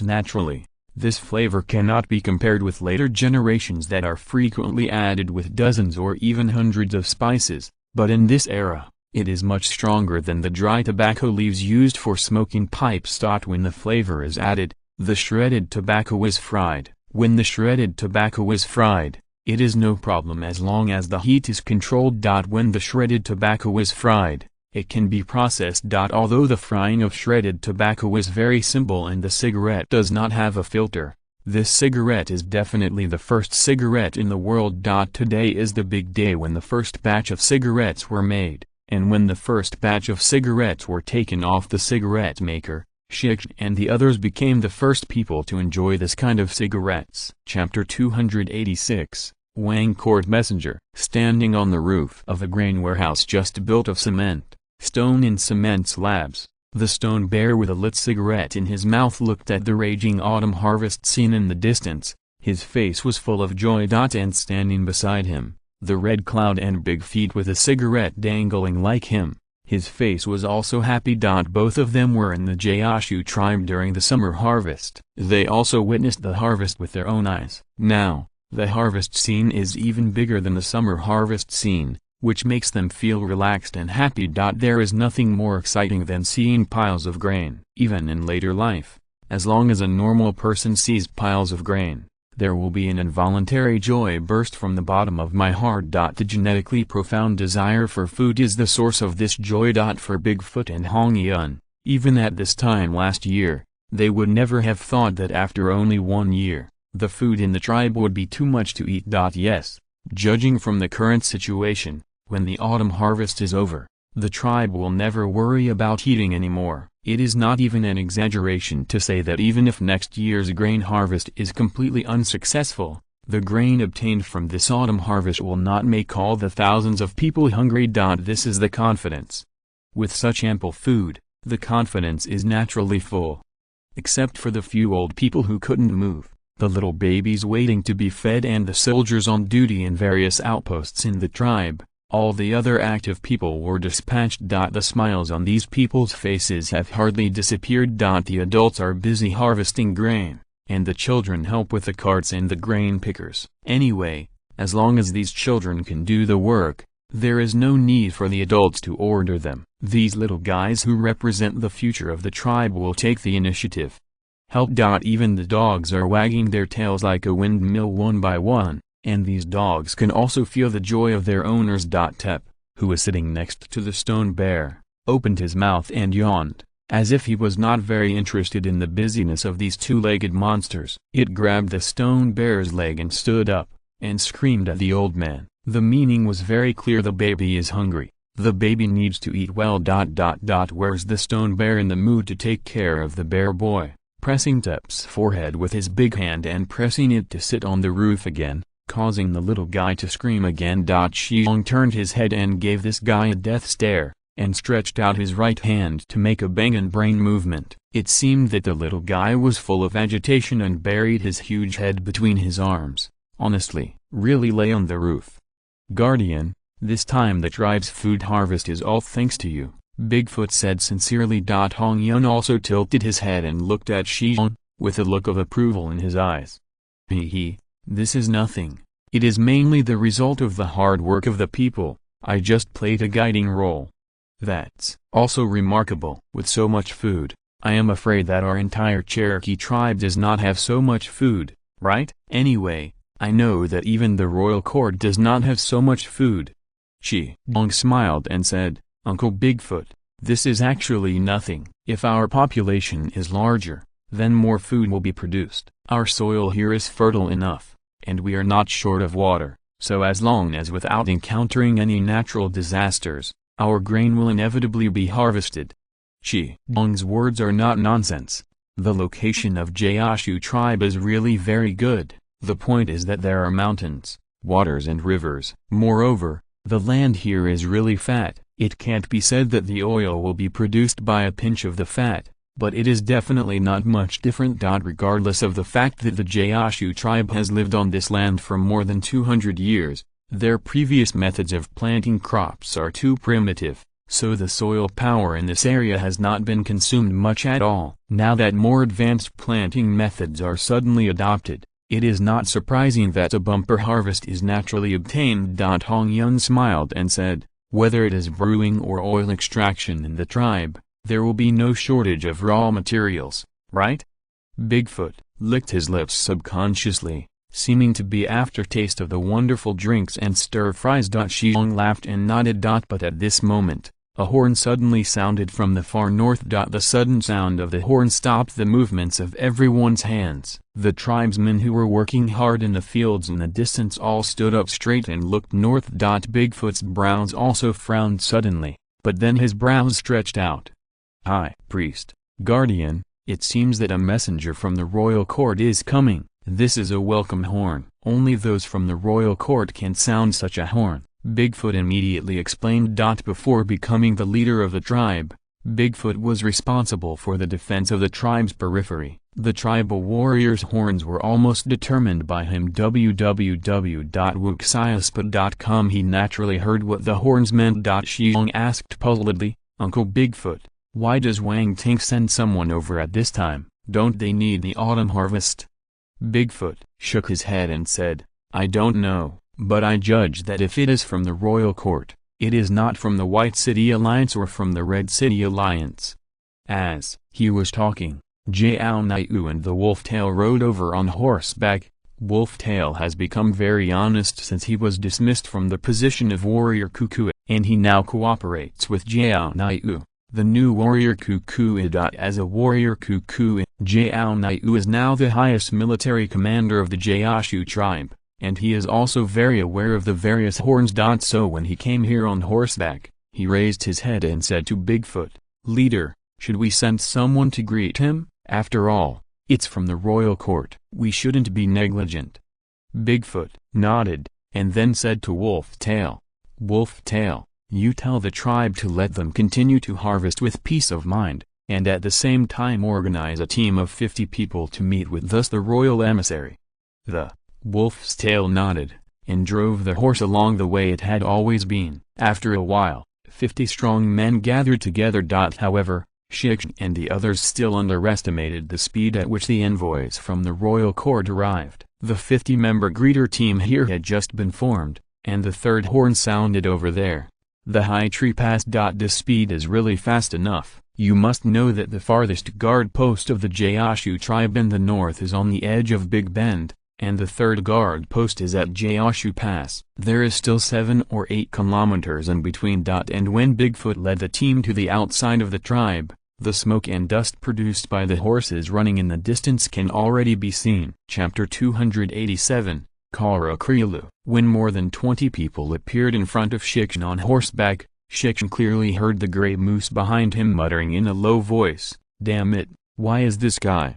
The gray moose's tone made Shi Xiong turn his head curiously. After seeing the guardian's questioning eyes, the gray moose immediately explained in a low voice, "This is the leader of the Red City Alliance and also the leader of the Crooked Deer's tribe, Jorak. Lulu is a very unreasonable guy, but the strength of the tribe is strong, and he has been the leader of the Red City Alliance for 5 or 6 years, so no one wants to offend him." Although the gray moose is more stubborn and has deep prejudice against the Chikasha, it is undeniable that this guy is really a good person. Even when the High Tree tribe held a high-level meeting last time, he angered the Stone Bear, and in the end he was reprimanded by Hong Yun, and was punished for a year of reward. But this veteran still respects the guardian very much. Shi Xiong can also understand what the gray moose, and veteran warrior with extremely high prestige, thinks. The man was getting old, and he was asking for less, and his children died at the hands of the Chikasha, so Shi Xiong had no other opinion about the veteran soldier. "Uncle, Gray Moose, isn't this Joe Krilu doing something wrong with our tribe?" "I think this guy's expression seems a bit wrong," Shi Xiong asked in a low voice. The gray moose nodded. "Their Crooked Deer's tribe is the most powerful tribe in this area, and it is also one of the most powerful tribes of our Cherokee tribe. According to the verbal agreement that year, this area should be their Crooked Deer's tribe, the sphere of influence. Of course, as a price, they will also be stationed in the west all year round, which is the first line of defense against the Chikashas." But then the high priest led the tribe to come here, and stationed here, so the tribe they have lost jurisdiction over the area we occupy. But there is no way they can drive us away. After all, this is the place chosen by the high priest Kabru himself. So, the gray moose shrugged on the shoulder. He made a "do you understand?" expression. When the gray moose said this, Shi Xiong understood what was going on. This should be after the Cherokee moved south to Monongahela, and then dispatched the powerful tribes of the tribe, just like a great official in the frontiers. These powerful tribes have great autonomy, but they must be responsible for the safety of the entire tribe. Powerful tribes like the Crooked Deer tribe fall within the scope of this tribe. The Cherokees drove away the Chikashas, but the Chikashas did not give up, always finding fault with everything. So the powerful Outer Ear tribe was assigned to this area. It is worth mentioning that the Outer Ear tribe is called Tennessee in Cherokee, which is the West Tennessee. Later, after the founding of the United States, the state was named after the Crooked Deer tribe, Tennessee. The name of Tennessee is actually named after the Crooked Deer tribe. This is enough to prove how powerful the Crooked Deer tribe is in this area. However, no matter how powerful the Crooked Deer's tribe is, they can't make sacrifices to Kabulu. Therefore, including the Gaoshu tribe and more than a dozen small tribes that have been separated from the surrounding area, they have become an enclave within the jurisdiction of Crooked Deers. Because it is the line of the noble Kabru high priest, even the Crooked Deer's tribe can't help it. I can't control it. How? This is the line of the most noble Kabru high priest in the entire Cherokee tribe. Even the current Cherokee chief has to be respected and quiet when he sees the high priest. Fight and dare not fight. Just kidding.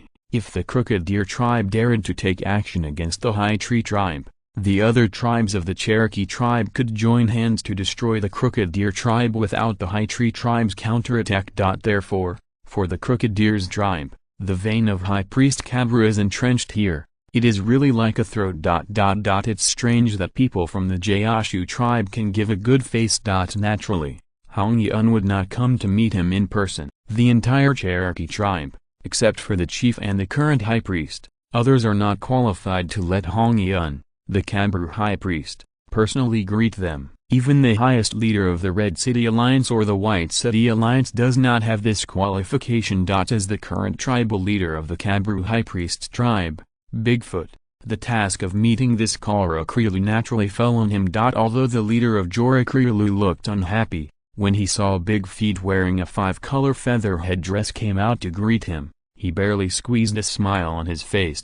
Because the High Tree tribe has just changed its leader, Karakrilu does not recognize Bigfoot, but this kind of 5-color feather headgear cannot be faked. There is only one person who can wear this headgear, and that is the leader of the tribe. And because the High Tree tribe is the Kaburu High Priest tribe, Bigfoot is even taller in identity than the leader of the Crooked Deer's tribe, Karakrilu. If it weren't for Karakrilu, he also served as the highest leader of the Red City Alliance. Bigfoot doesn't even have to come out to greet him in person. Bigfoot obviously also knows Jorakrilu, who is the title of the head of the Crooked Deer's tribe. www.wuxiaspa.com means river messenger in the Cherokee language. When the Cherokee tribe was still living in the Great Lakes area, the Crooked Deer's tribe was located beside the St. Lawrence River, and they have always lived by themselves as messengers of the river god. After moving south to the southern Appalachian Mountains, the Crooked Deer's tribe stationed next to the Cumberland River near the Great South Fork, and it was worthy of the title of emissary of the river god. Karakrilu took 20 warriors on their horses, who looked majestic. However, the tribesmen who are accustomed to seeing war horses don't feel much about this formation. It's funny, Major Hank, who just came here some time ago, brought 30 mares to the tribe. Now there are war horses in the Gaoshu tribe, more than 110 horses. This number is even more than the number of war horses owned by the royal court of the Cherokee tribe. The war horse that was precious in the eyes of the Cherokee tribe in the past now looks the same in the eyes of the Gaoshu tribe. I had hoped that the people of the Gaoshu tribe would be shocked by the so many horses that he had brought. But Karakrilu was keenly aware of the indifferent expressions of these people of the Gaoshu tribe. This made Jorakrilu very depressed, and a face that had just begun to smile was quickly pulled down again. After going through the etiquette of meeting with Bigfoot, Karakrilu said with a blank face, "Boss Bigfoot, I am entrusted by the great chief Junaruska to come here this time. It is important to do consultation, but this is not a place to talk. Can we find a quiet place to have a careful chat?" Bigfoot nodded with a gentle smile, and then waved his big hand. The greeted crowd immediately scattered around, guarding the 21 royal court visitors to the tribe. The necessary etiquette is still not to be lost. Chapter 288, The Meaning of the Chief. After walking into the High Tree tribe, Karakrilu understood why these tribesmen of the High Tree tribe would show such indifferent expressions to the 20 war horses they had brought. Seeing the large group of horses not far away eating forage leisurely, Karakrilu's eyes almost stared out. How could this little tribe have so many war horses? And it seems that these war horses seem to be better than the war horses given by the royal court. Karakrilu muttered silently, and then he was given by the population of the Gaoshu tribe. Shocked. Isn't this small tribe only 300 people at most? Why does it look like there are 700 or 800 people now? How can their population increase so fast? The busy crowd that came and went made Jorakrilu mutter in his heart again. However, before he could figure it out, the 4 big water wheels standing on the river bank and the farmlands on the other side of the river that you can't see at a glance almost made Jorakrilu's eyes pop out again. From his childhood to such a large scale, Jorakrilu had never seen such a large farmland. The most important thing is that the crops that are being harvested in the farmland are piled up in piles on the ground. How much grain is that? And the very obedient bison that was driven away. Damn, when will this bison be tamed? And there is actually more than one tamed bison in this tribe. At a glance, there are hundreds of tamed bison. Is this still a Cherokee tribe? With such an idea, Jorakrilu met the young high priest Kabru. At the funeral of the last Kabru high priest last year, Jorakrilu met the new Kabru high priest, so he respectfully saluted this young woman wearing a 7-colored feather headdress. Although Joe Laklelu had all kinds of dissatisfaction with the High Tree tribe occupying the territory under the jurisdiction of the Crooked Deer tribe, when he stood in front of the real Kabru high priest, he still had to maintain sufficient respect. "Chief, Joe Laklelu, don't you know what's going on with you coming to our tribe this time?" Hong Yun asked directly after a brief greeting. Now is the critical moment of the autumn harvest. Hong Yun does not want to waste limited time on these useless things. In fact, since their Kabru sacrificial line left the Cherokee royal court to live at the foot of the Great Smoky Mountains, the connection between the royal court and the tribe has become much less. Except for the annual Green Valley Festival, the Wang Ting will send envoys to visit, and at other times the Wang Ting will hardly send anyone over. However, the envoys sent by the royal court were all from the royal court, but this time all the leaders of the Red City Alliance were suddenly sent. This was obviously an important matter. After all, the Red City Alliance is in charge of the entire Cherokee tribe's external warfare power. "Dear High Priest Kabru, I am here on behalf of Chief Junaruska this time, and I really want to consult with you about something," Kara Krilu said directly, the Zhu in his mouth. Chief Naruska is the chief of the entire Cherokee tribe. Junarusk means guardian of the vast earth in the Cherokee language, and all the chiefs of the Cherokee tribe will be called by this name. "Oh, you mean you came with the will of the chief this time?" "Ahem, dear High Priest Kabru, you have misunderstood. I mean that the great chief Junaruska wanted to clarify something, so he sent me to consult with you." Hong Yun nodded non-committal and motioned to Joe La Cruz to continue.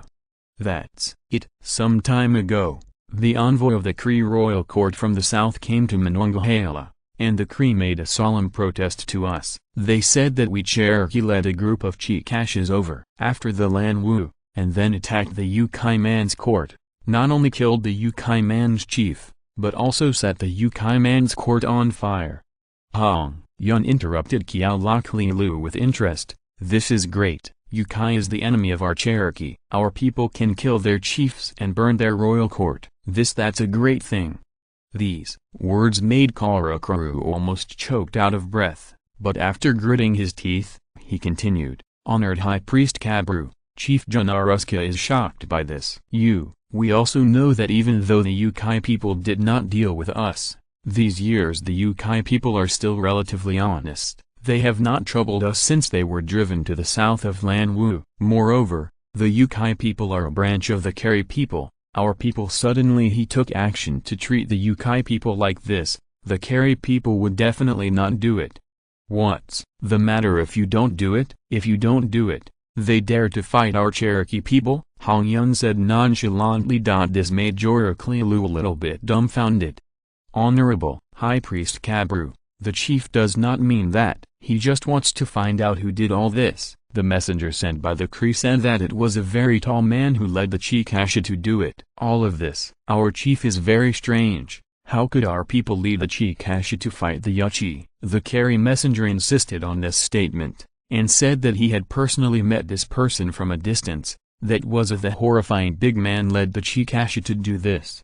Kiao Laklelu spoke, but his eyes fell on the stone bear. The stone bear www.wuxiaspa.com just wanted to hide and couldn't hide, and at the funeral of Hong Yun's mother last year, Joe Laklelu, then the leader of the Red City Alliance, also noticed this amazing man. Naturally, knowing that he is the guardian of the new High Priest Kabru. Hong Yun asked dissatisfiedly, "Chief Joe Laklelu, do you regard my guardian as the big man who invaded Yukai?" Kara Klelu smiled. "Dear High Priest Kabru, I'm just guessing." In the words of the Kari messenger, the tall man who took the lead is more than a head taller than ordinary people, and it's very, very tall. Strong, I think. A person of this size can count our entire Cherokee tribe. I am afraid that only your guardian has this size, right? At the end of Kiao Laklelu's remarks, he almost directly questioned the stone bear. Hong Yun also asked directly, "Chief Joe Laklelu, what do you mean?" Honorable High Priest Kabru, I have no other intentions. I am just following the chief's order. Before coming, The chief had personally told me that after finding the big man, bring him to the royal court. The chief thought have to see the big man with your own eyes. Hong Yun's face changed. He patted the desk and stood up and said rudely, "This is impossible." Seeing that the atmosphere became tense, Shi Xiong knew that it would be impossible for him not to come forward, since he was able to find this place. He obviously got the exact news. At this time, there was no need to cover up. On the contrary, he might even put it in the relationship is deadlocked. So Shi Xiong stood up happily, shook his head at Hong Yun, and then said, "Dear leader Joraklilu, yes, I am the big man you mentioned." Chapter 289, Jealous. The stone bear was taken away by Joraklilu. Well, to be precise, it should be Stone Bear who took the initiative to follow Joraklilu, mainly because he wanted to visit the royal court of the Cherokee tribe. Of course, if the Stone Bear doesn't want to go, Joraklilu is absolutely not qualified to take the Stone Bear. In any case, Stone Bear is also the guardian of Kabru High Priest. In principle, he only obeys Kabru High Priest, and even Chief Junaruska of Cherokee cannot order Stone Bear. Hong Yun did indeed reprimand Joraklilu severely. As the High Priest of Kabru, she has the right to reprimand the High Leader of the Red City Alliance. Although Joraklilu is the leader of the powerful Crooked Deer's tribe, she is even more the big leader of the Red City Alliance. But in front of the High Priest Kabru, he can only bow down to reprimand. If Stone Bear hadn't taken the initiative to follow Joraklilu, Hong Yun would not let Joraklilu take it away. Even so, when Joraklilu walked out of the chamber with the Stone Bear and saw the Tall Tree tribe fighters lined up with Ferguson rifles outside, cold sweat broke out all over his body. At this time, Joraklilu understood the strength of the High Tree tribe. What he had seen before turned out to be just another side of the High Tree tribe, but after the High Tree tribe revealed its hidden strength, Joraklilu realized the power of this tribe. It is no exaggeration to say that if the big man next to him insists on not leaving, he really can't take the big man away. If they were to be forced by the chief's order, they would definitely be left here, and none of them would be able to run away. I'm kidding. Although they are all riding war horses, how many war horses does the Gaoshu tribe have? Moreover, the soldiers in their hands are all muskets, and their backs are all steel knives. And when Joraklilu saw the artillery that had been specially illuminated, his eyes almost popped out again. What kind of monster tribe is this tribe? They even have guns and artillery. What else is there that they don't have? Joraklilu, if my guardian suffers any accident or humiliation in the royal court, I promise to lead someone to destroy your Crooked Deer tribe. Before leaving the tribe, Hong Yun threatened again viciously. Although she does not know why her guardian should follow Joraklilu to the royal court, she knows that there must be a reason for the guardian to do so. Since this group of people cannot be prevented from taking away her guardian, then a necessary threat gesture it still has to be done. After seeing part of the hidden strength of the High Tree tribe, Joraklilu completely put away the contempt when he first came, and he could only claim to be the High Priest Kabru. Joraklilu, who has seen the power of muskets, naturally knows that Kabru High Priest's words are definitely not just to scare people. If the Gaoshu tribe really has 200 musketeers, then it is definitely not something that the Crooked Deer tribe can resist. Therefore, when 50 fully armed High Tree tribe warriors followed in the name of escorting guardians, Joraklilu didn't even have the courage to refuse. According to the rules of the Cherokee tribe, the guardian of the Kabru High Priest is indeed qualified to lead the guard, but the equipment of these 50 warriors is a bit too powerful. Not to mention King Yeshui's steel knife and steel spear. The bow and arrow on his back are also made of steel. This precious steel knife and steel spear and the small steel axe pinned to the waist are rare in the royal courts of the tribes. These warriors actually have a set of personnel. The most important thing is the muskets they hold. That thing is the weapon that makes people jealous and fearful. Well, what are those two black bumps? But what can be valued so much by these heavily armed fighters? It must be an incredible weapon. What is that guy who is holding this big man's legs and acting coquettishly? The great river is on top. This big man raised a bear, right? It was indeed a bear A bear that would only act like a baby at this big man. Although the bear looked like a bear cub, when the bear cub turned his head and roared fiercely at him, although the roar was still very immature, the ferocity of the top predator was fully revealed. Damn, what kind of monsters are this tribe?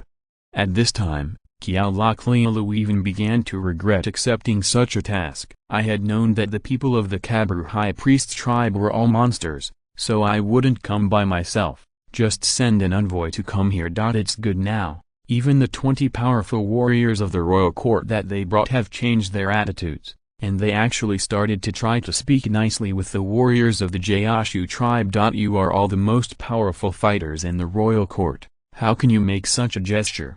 Although Kealaklealu was 10 dissatisfied and 8 dissatisfied www.wuxiaspad.com he still had to watch it honestly, because he clearly felt a strong murderous aura from the 50 soldiers. That is definitely a murderous aura that an elite soldier who kills at least 5 people will have. In other words, these 50 fighters all had human lives in their hands. They were all those who had actually seen human blood, not ordinary fighters who only knew about hunting. It's just that the Gaoshu tribe is in the hinterland of the tribe. They should rarely have access to the enemy. So where did they kill people? Could it be that what the carry messenger said is true? Their team of 100 people killed more than 1,000 Yuchi people? If all this is true, then this group of fighters are the real elite, the real Zhongfeng who makes people jealous. And it is such a group of elite fighters who are extremely respectful and obedient to this big man. Obviously, this big man is their core leader. Suddenly, Kealaklealu even felt a little envious of the big man. As the leader of the Red City Alliance, he does not have so many elite fighters with such well-equipped equipment. Just as Kealaklealu sighed, the stone bear over their head completely calmed Tep. The little bear cub grew bigger and bigger, and his dependence on the stone bear became stronger. Now seeing the old man leaving again, the little bear cub was naturally unhappy. "Dear Chief Kealaklealu, let's go. We are still hundreds of miles away from Monongahela, and we need to walk for several days on the road." After Shi Xiong handed Tep to Jiao Niu, he rode the Firewind came to Kealaklealu's side. Kealaklealu took a deep look at the big man, with a smile on his face, nodded and said, "Okay, let's go now." Chapter 290. Covet. From the High Tree Tribe to Monongahela, the seat of the Cherokee's royal court, the straight line distance is more than 400 kilometers, and this road is all walking in the mountains, so the journey is still very hard. Fortunately, this is the hinterland controlled by the Cherokee tribe. There is no enemy, and no tribe dared to let its fighters go deep into this area, that is purely seeking death. Along the way, the biggest enemies Shi Xiong and the others faced were the various beasts that haunt the mountains. Needless to say, the top predators such as wild wolves and bears. Needless to say, they even encountered mountain lions, pumas, and big leopards, jaguars, several times. If in later generations, it would be impossible to see the whereabouts of cougars and jaguars in the Appalachian Mountains, but in this era, this mountain is a paradise for cougars and jaguars. Swish, under the stunned gaze of Kealaklealu, accompanied by a short and sharp sound of breaking through the air, a huge black iron arrow flew over a distance of nearly 300 meters in an instant, and then pierced fiercely, entering the neck of a mountain lion in the distance, with great force. The big guy weighing close to 200 kgs fell to the ground, and then the sharp arrow penetrated the neck of the mountain lion in an instant, nailed this big guy to the ground fiercely. Not only was Kealaklealu dumbfounded, even the 20 royal soldiers who followed him were dumbfounded. They had never seen such a huge bow and arrow, and never thought that such a big bow and arrow could burst out with such power. This is a distance of 400 steps. This big man can shoot a ferocious and cunning mountain lion with one arrow at such a distance. If it is used to shoot people, it is estimated that no one can escape. Kealaklealu knows a lot more than those warriors. He has known through the mouth of the Cree messenger that the 2 chiefs of the Yukai people were all held far away by a big man with a huge bow and arrow, shot from a distance. At first, Kealaklealu didn't believe the Cree messenger. Just kidding. Who can shoot someone to death at a distance of more than 400 steps? What bow and arrow can have such a long range? But when Kealaklealu saw the dark bow with his own eyes today, He finally believed the words of the Kree messenger. It turns out that there are people in this world who can shoot people or prey with a bow and arrow at a distance of 400 steps. Looking at the black big bow, not only Joe Lakrilu, but the soldiers who followed felt that their necks were chilly. After a while, Kuwema rode back and threw the dead mountain lion's body on the ground. Guardian, this arrow is great. The blood vessel of this mountain lion was shot through. Shi Xiong nodded in satisfaction. Peel the skin and leave it. You can eat the meat. The soldiers responded violently. When hunting on the road before, they used muskets to hunt, but even with a musket, the effective range is only more than 200 steps, and some smaller animals such as rabbits or pheasants are usually broken after being hit by a musket. Animal muskets that are too far away don't have enough range. If they hunt with bows and arrows, the range of their bows and arrows is far less than the large bow in the hands of the Guardian.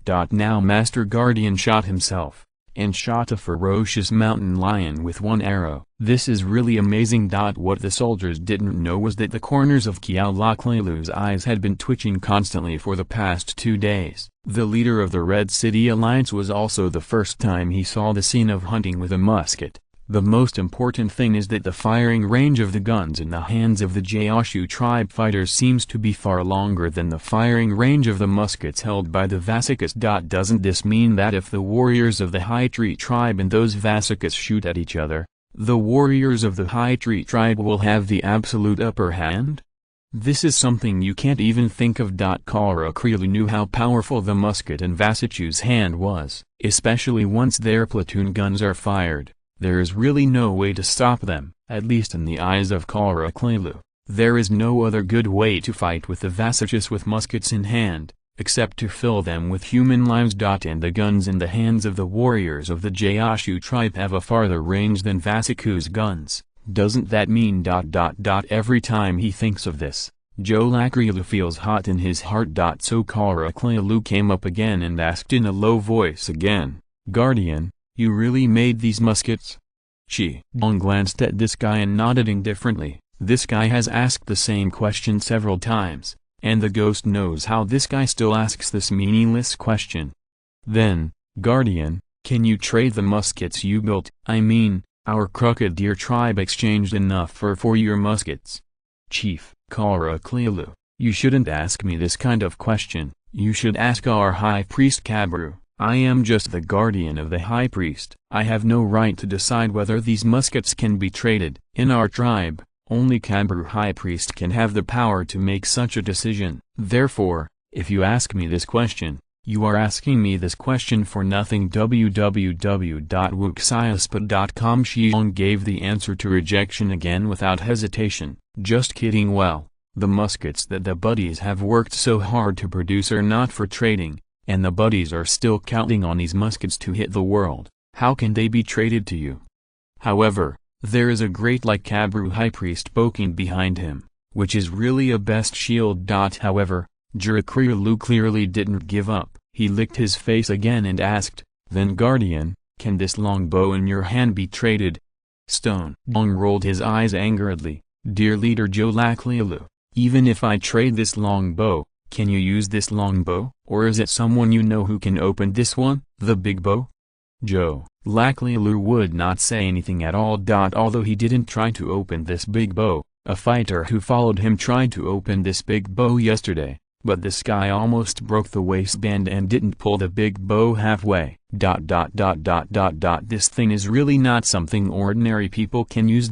However, this big bow cannot be pulled. But the iron bows in the hands of the warriors of the Gaoshu tribe are also very good. At least the range of those bows can reach 200 steps. With such a bow and arrow, the combat effectiveness of the tribe will immediately rise to a level. Thinking of this, Kara Krilu was about to ask about this, but he heard the big man say, the bows and arrows in the hands of the warriors of our tribe, I advise you not to think about it. Those bows and arrows belong to the tribe warriors. Yes. They all regard bows and arrows as more important than their own lives. I don't think it is a good thing for you to worry about the bows and arrows in their hands. If you irritate them, I can't guarantee that they will not beat people. If you are listening to this novel on a channel other than Fanfic World, It means they downloaded and uploaded it without effort. We cordially invite you to visit our channel, Mundo Fanfic Novelist. There you'll find the original version of this story and you can explore many other novels of various genres. We are waiting for you to immerse yourself in a world of incredible novels. Chapter 291, Situation. Monongahela was the seat of the royal court chosen by the Cherokees after they moved south. In the Cherokee language, Monongahela means a place surrounded by mountains. Later generations, this large area was converted into a national forest park by the Americans. The Monongahela River in the west is even more one of the two sources of the Ohio River. The reason why the Cherokees chose the seat of the royal court here during their southward migration was that one was the result of the guidance of the Cabru high priest at the time, and the other was that the Cherokees accepted that they were accepted by the Delaware and Ye. The Roques teamed up to drive out the lessons of the Great Lakes region. When the Cherokee lived in the Great Lakes region, the royal court was on a plain with no geographical advantage. As a result, the coalition of the Iroquois and Delaware easily reached the Cherokee king. The court finally forced the Cherokee to surrender. In order not to be easily attacked by the enemy to the royal court, the Cherokee chose a plain with an area of about 15 or 6 square kilometers in the middle of the Appalachian Mountains and arranged their royal court here. This is an equilateral triangle open space. Such a flat plain is really rare among the rising Appalachian Mountains. Around this triangular plain are mountain peaks with an altitude of close to 1,000 meters, and only 3 river valleys can enter and exit this plain. From the point of view of war, this is a place where one man is in charge of everything. Of course, if you consider the people's livelihood, this is also a very good place, because there are 2 rivers passing by in this plain. These 2 rivers should actually be regarded as one river. After flowing out from the mountains to the west, the river is divided into 2. One river continues to flow eastward, and the other river turns southward. This created 3 river valleys in the mountains surrounding this plain. The terrain is flat, coupled with water, so this plain is rich in products, whether it is picking, hunting or planting. The output here always surprises people. Before the Cherokee came here, this was a place controlled by the Pointons, and a very important tribe of the Pointons was here. It's just that the more powerful Cherokee came, they took the place like robbers, and they beat the Pointons and had to continue to move east. In the end, the Cherokees took over the Magpie's Nest, occupying this large area that originally belonged to the Powhatan, Yuchi, Chickasha, Missouri, and Kentucky. And this triangular plain in the deep mountains was changed to Monongahela by the Cherokee.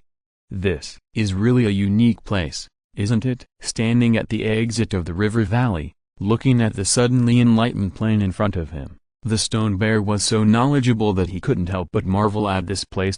You know that this is the middle of the Appalachian Mountains. Although the height of the mountains is not as high as the Great Smoky Mountains to the south, it is really hard to find such a large plain here. This plain seems to be a masterpiece of God, and the Cherokees are lucky to be the ones who own this land.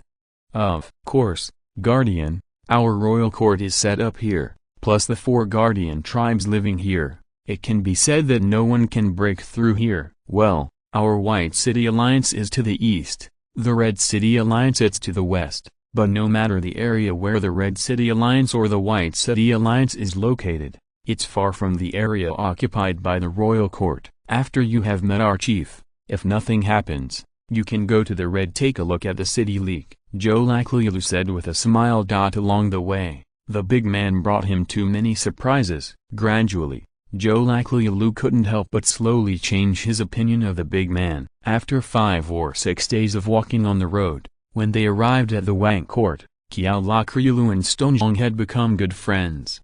Of course, my esteemed chief Joe Lacklilu, if I can tell our great chief this time, then I will definitely go to the Red City Alliance to take a look. Because Joe Lacklilu changed his view of Stone Bear. He told Stone Bear the reason for his trip to the High Tree tribe on the way. In fact, it was nothing, because Chief Janaruska was afraid of the protests of the Carrie people in the south, so he wanted to bring the culprit who killed the Yuchi to the royal court, and then hand it to the Carrie messenger to take away. This is also impossible. Although the Cherokee are the most powerful tribe in this area, whether it is the Pointons in the east or the Kentucky and Missourians in the west, They have always had a great deal of the Cherokee hostility. This is also the main reason why the Cherokees have been allowing the Chickasaws to toss in the Southwest, instead of killing the Chickasaws. Although the Pointons, Kentucky and Missourians are not as powerful as the Cherokees, if they are united, they can break their wrists with the Cherokees, so the Cherokees cannot relax against these three. Tribal defense. Although the Cree people live in the southern part of the Great Smoky Mountains, that is, the later generations of Alabama, Georgia, and South Carolina. www.wuxiaspa.com. The strength of the Cree people is really very powerful. In fact, even Florida, further south, is considered the traditional sphere of influence of the Carrie people. If the Cherokee didn't forcefully drove the Yuchi to the south of the Great Smoky Mountains, then the central and eastern parts of Tennessee and the western part of North Carolina would also belong to the Cree. Strictly speaking, the strength of the Cree is even greater than the strength of the Cherokee. If it weren't for the Great Smoky Mountains, and the Cree and Spaniards had been contradicting each other, as early as the Cherokee drove out the Yuchi, the Cree would send troops to find the Cherokees trouble. The Cherokee also understood that they should not easily provoke the Cree, otherwise there would be Cree to the south, Pointon and Kentucky to the east and west, and the Cherokees' life would be really difficult. Even being driven away by these tribes together again is a high probability. So since the Cherokee moved south to Monongahela, the Cherokee and the Cree have unanimously exercised restraint. The two powerful tribes have also been in peace for more than 200 years. But now, this restraint was completely broken by Shi Xiong. Stone Xiong not only slaughtered more than 1,000 Yukai people, but also slaughtered the two chiefs of Yukai people in more than a month, and even set the court of Yukai on fire. Although this is a matter of the Yuchi people, the Yuchi people are a branch of the Carrie people. My little brother was so miserably bullied by the Cherokee, as the boss of Cree, of course he quit. Thus, the messenger of the Carrie came to Monongahela with anger, and Chief Junaruska, who didn't want to make things worse, naturally wanted to dedicate the instigator to calm the anger of the Cree people. Although this is a bit of a shame, compared to the overall situation, it is irrelevant. Chapter 292, King Court. Guardian, I know what you think, but it's not easy to impress Chief Junaruska, especially the Carrie messenger did not leave, Kara Krilu said with some worry. Haha, so what, are they Cree? How could we be afraid of them? Shi Xiong said boldly. Then he turned his head and asked, Chief Kara Krilu, if our Gaoshu tribe and your Crooked Deer tribe unite to send troops to the Cree tribe, do you have the guts to send troops together with our Gaoshu tribe? Send troops to the Cree. We are the two tribes to join forces. Kiala Krilu can be considered a high-powered person, but he was also a little confused by the sudden words of Shi Xiong. Shi Xiong looked at Kiala Krilu's awkward expression, shook his head slightly, but still said, if you agree, our Gaoshu tribe can dispatch at least 400 musketeers, of which 100 musketeers. As for the warriors of your tribe, our Gaoshu tribe can replace them with a complete set of steel weapons for free, including a steel knife, a steel spear, a bow and arrow, and 2 throwing axes. And I can say with certainty, 400 musketeers and 600 warriors of your tribe. Only 1,000 people are needed. I am quite sure to burn the royal court of the Cree on fire. If you are lucky, the chief of the Cree they will also become our prisoners. Well, just like what I did to Yukai with the 100 soldiers before. As he said, Shi Xiong's legs clamped Huofen's abdomen, and Huofen hissed suddenly, and he was about to spread his hoofs and run wildly. Stone Bear's voice sounded again, Chief Jora Krilu, don't think that the Carrie people are so powerful. In fact, if I want to, the Carrie people will be destroyed or surrendered by me. I have never doubted this. Under the leadership of Huofen, 50 warriors of the Gaoshu tribe who were riding their horses also began to rush, and more than 50 war horses ran out of a mighty force. And Kiala Krilu was stunned, his eyes flickering, and he didn't know what he was thinking. It is about 3 kilometers away from the exit of the river valley to the location of the royal court, but when they were in the river valley, Shi Xiong and the others have encountered 4 waves of interrogation. These 3 river valleys are the most important defense areas of the Cherokee royal court. Once in the plain area, The defense here is not so strict. However, the momentum of the Stone Bear and their marching is really too great. After all, at this time, even the Cherokee's royal court has only 40 or 50 war horses. The momentum of these people from the Gaoshu tribe running on horseback is really rare in this era. Therefore, the horn sounded immediately among the 4 guardian tribes guarding the royal court, and groups of Cherokee warriors began to gather quickly. Seeing the warriors assembled in front of him, the leading Stone Bear raised his right hand, and then made a fist. The galloping horse immediately began to slow down. Soon, these horses changed from running wildly to trotting. This situation also made the soldiers who began to gather in the front to relax a little. At least this group of unknown cavalry did not show hostility. When the battlefield of hundreds of Cherokee fighters assembled in front was only about 100 meters away, Shi Xiong and the others stopped their progress completely. At this time, Juriklilu also rushed over with another 20 cavalry. Seeing the warrior guarding the tribe facing the enemy in front, Kiaulakrilu couldn't help but smile wryly. However, he was still riding a horse towards the warriors, and as he walked, he said loudly, "The leader of the Red City Alliance and the leader of the Crooked Deers tribe, Krikrilu, was ordered by Chief Junaruska to bring Kabulu, Big Bear, guardian of the High Priest tribe, came to see Chief Junaruska." The leader of these warriors in charge of leading the first tribe is a big bearded man who obviously knows Jorikaru. The bearded leader rode up on horseback and met with Jolakrilu. Then he looked at the brawny man who was obviously bigger than the average person in the distance and said, "Big boss, this big man is the one who slaughtered the court of Uchiren with 100 people?" In the Cherokee royal court, Jolakrilu's identity is not the leader of the Crooked Deers tribe, but has become a higher leader of the Red City Alliance, so this bearded leader who guards the tribe will call him that. Karaklilu nodded. "My dear brother Bonespear, the big man behind is the guardian of the Kabru High Priest. That's a great Cherokee man. The bearded leader's name is Bonespear, and he is the leader of the Bonespear tribe, one of the 4 guardian tribes of the Cherokee court.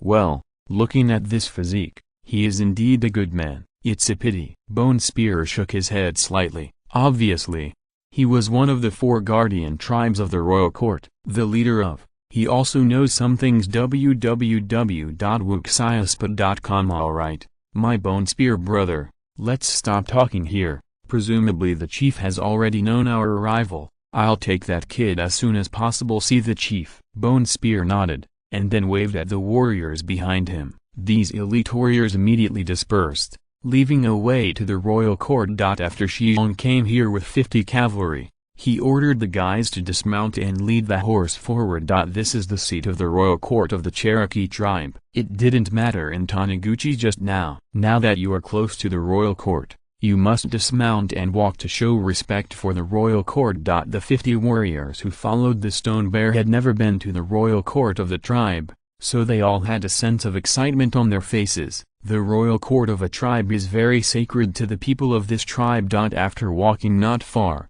a large wooden house appeared in sight. In fact, as the royal court of the Cherokee tribe, the buildings here are not so special. Most of them are wooden houses. The style is not much different from that of the Tall Tree tribe, but the number is much larger. Of course, the size of the Cherokee Palace is many times larger than that of the Yuchi Palace that Stone Bear has ever seen. After all, there are close to 3,000 people living in Wangting. A huge animal skin tent stands in the middle of this wooden house. Needless to say, this big, somewhat outrageous animal skin tent is where Chief Junaruska lives and where the chief usually works. The 50 warriors who followed the Stone Bear finally stopped at the outskirts of the royal court. They and their horses could not enter the royal court without permission.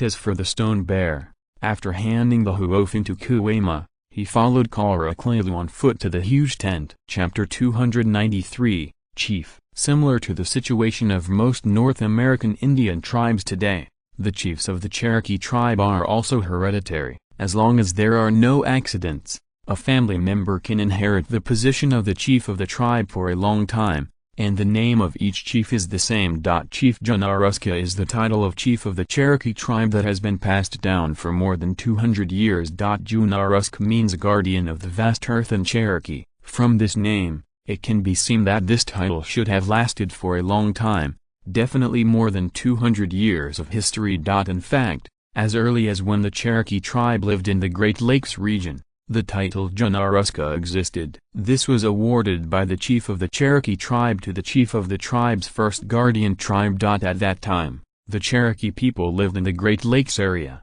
surrounded by vast plains. Even if there were mountains, most of them were hills with small heights. Therefore, when the first guardian tribe that made great contributions was awarded, the title of guardian of the vast earth fell on the leader of the first guardian tribe at that time. Only more than 200 years ago, the chieftain of the Cherokee clan died suddenly, and there was no time to appoint the heir of his family. Then the brave leader Junaruska became the new chieftain of the Cherokee clan and has been passed down to this day. No one can tell the situation at the time. Anyway, the other three royal guardian tribes at the time were very supportive of Junaruska as the new chief, so he became the new chief of the Cherokee tribe. When Shi Xiong was chatting with Hong Yun, he heard Hong Yun mention it. At that time, the high priest Kabru of the Cherokee tribe seemed to indicate that the Cherokee tribe was about to change the sky, but it was not available at that time. The chief believed that this led the tribe to leave the royal court of the tribe and moved south to live at the foot of the Great Smoky Mountain.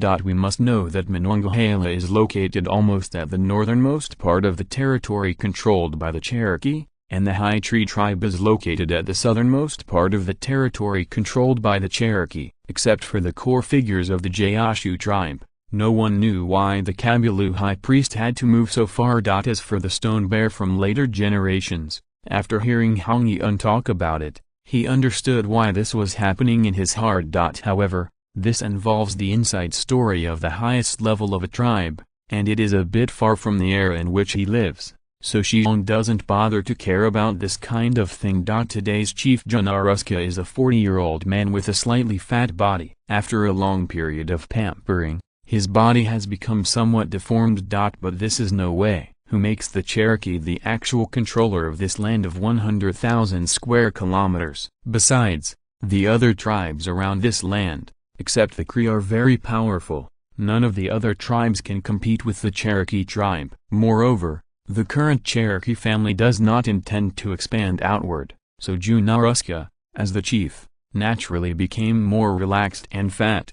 "You are the guardian of the high priest Kabru?" Junaruska calmly looked at the big man with amazing physique on the opposite side and asked in a voiceless voice after respectfully saluting. Shi Xiong stood up straight and raised his head, looking at the chief, who is the same as the greasy otaku uncle of later generations, and then nodded and said, "Yes, Honorable Chief Teller Naruska, I am this one." Vigorous bear, guardian of High Priest Bru.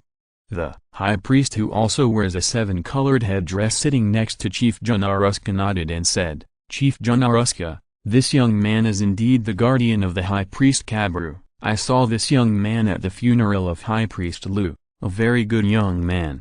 Chief Junaruska nodded slightly at the high priest as a gesture of gratitude. Regardless of whether it is a tribe or a tribe under the tribe, sacrifices are extremely important, and even the high priests of most tribes have a higher status than the chiefs in a sense. In other words, the chief is the leader in charge of specific affairs, and the high priest is the spiritual leader. Therefore, even if Junaruska is the chief of the family, he must show sufficient respect to the high priest.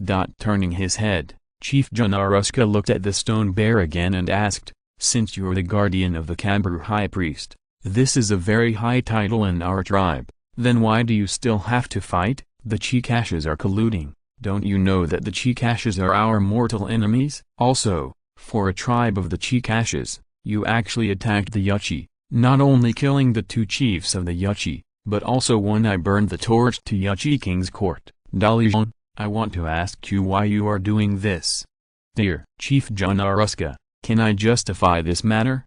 Chief Junaruska nodded. After all, the big man standing opposite was the guardian of the Kabru high priest. Before the final judgment is made, the Kabru high priest's face still has to be given. "Dear Chief Junaruska, I would like to ask you a question. Isn't the Yuchi our enemy?"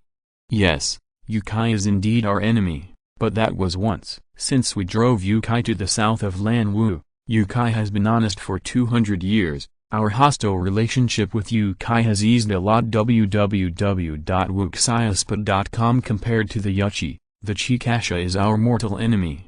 The most important thing is that you have angered the Cree by doing so, and the current situation of our tribe is not suitable for stiffening the relationship with the Cree.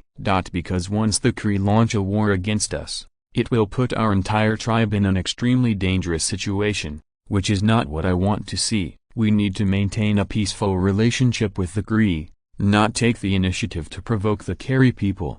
After a pause, Chief Junaruska continued earnestly, you can't fight the Yuchi so aggressively for a woman or a Chikasha woman. Your actions have seriously touched the Carrie people. The bottom line. So, Big Bear, you need to pay for your actions. The price. Shi Xiong slapped the sky. Haha. Junaluska's second sentence also touched the untouchable place in his heart. Are you taking me to the messenger of the Cree, then watched me being killed by the Cree? This is the price I need to pay, right? Now that you understand, then I don't need to explain to you more. There was an inexplicable smile on Shi Xiong's face. Respected Chief Junaruska, the real cause of the matter is not what you heard from the Cree. As the party involved in this matter, I think I'm more qualified to judge this matter. Dear Chief, this is your territory. This is the seat of our entire Cherokee's royal court. I don't think you can just do it for a Cree messenger. Handing over the guardian of the High Priest Kabru will seriously damage your reputation and the reputation of our entire tribe. Therefore, as a Cherokee, I will not agree with your verdict! Chapter 294, Conquer the Cree, ha ha ha ha. There was a burst of laughter in the huge royal tent. Chief Junaruska seemed to have heard the most ridiculous words in the world, and laughed uncontrollably. When this greasy uncle smiled, he coughed a little, so he reluctantly suppressed his smile, and then watched Shi Xiong cough twice while asking, Strong Bear, who gives you the qualifications to say these things? Is it the High Priest of Kabru? Shi Xiong shook his head firmly. Chief Junaruska smiled again and nodded. It seems that you are not so arrogant and ignorant. If it were the High Priest Kabru who said this, I would definitely consider it seriously, but you as just the guardian of the High Priest Kabru, you are not yet qualified to disagree with my judgment. Shi Xiong also smiled and shook his head, before asking, Respected Chief Junaruska, is there no room for refutation? Chief Junaruska suppressed the smile on his face and said with a serious face, It should be like this. Great Bear, I admit that some of your words make sense, but in terms of the safety of the entire tribe, what you said it's not a worry, let alone you. If my life can guarantee the safety of the tribe, I don't mind giving my life. Shi Xiong also said sincerely, Dear Chief Junaruska, I believe you care about our Cherokee tribe as a whole, and I also believe you will do anything for the tribe, but unfortunately, that is your idea. For me, your idea is not suitable, therefore, I still cannot agree with your judgment. Chief Junaruska's face suddenly became cold. You have no right to disagree. Or whether you agree or not, my judgment will be executed firmly. Shi Xiong shook his head again and said, Dear Chief Junaruska, if I have a way to prevent the Cree from becoming a threat to our tribe, or is there a way I can prevent your verdict from being passed? Chief Junaruska was stunned for a moment, and then laughed again. After a long time, he smiled and said, Okay, Great Bear, guardian of the Kabru High Ritual. Tell me about your method, let me see if you can really do what you say. Shi Xiong leaned slightly, stood up straight again, and said, Dear Chief Junaruska, it is actually very simple to do what I said. There are two ways. The first is to give me 600 more people, and then I will lead the 400 warriors of our Kabru High Priest tribe to form an expeditionary army, and then go over the Blue Fog and go to the territory of the Cree to kill the Cree or conquer them. This is the method that can eliminate the roots is also a once and for all method. Chief Junaruska almost wanted to laugh again. He suddenly realized that this Great Bear was really interesting. He laughed more times today than he laughed in the previous month. Dear Chief Junaruska, looking at your expression, it seems that I don't believe this statement. Yes, I think you are blowing cowhide, and you're blowing a big piece of cowhide. Junaluska still didn't hold back her smile. forcibly suppressed her laughter and just smiled. "Dear Chief Janaruska, I can tell you very seriously, I am not bragging. What I said is true. Since I was able to take 100 people, I slaughtered more than 1,000 Yuchis, and even the court of Yuchi King has been burned, so I have full confidence in leading 1,000 people to conquer the Cree. Great Bear, I have to say that your courage and force can't find the second person even if the entire tribe can't find a second person, but the killing of the Yuchi and the conquering of the Cree are two completely different things. Although I don't want to admit it, the Cree is indeed a tribe as strong as our Cherokee, and even stronger than our Cherokee in some respects. Whether it is a Yuchi or Pamunkey, it is just a branch of the Cree. You can lead hundreds of people burn the court of Yuchi, but if you face the Cree, even if you carry 1,000 people, you will never see the court of the Cree." Shi Xiong shrugged his shoulders and said, "Respected Chief Janaruska, before things happen, never use this kind of affirmative tone to judge the final result of the matter. Maybe you think I lead 1,000 people and even rank I can't see it in the royal court, but I believe I can do it. I can even be sure that I can lead the tribe to completely conquer the Cree."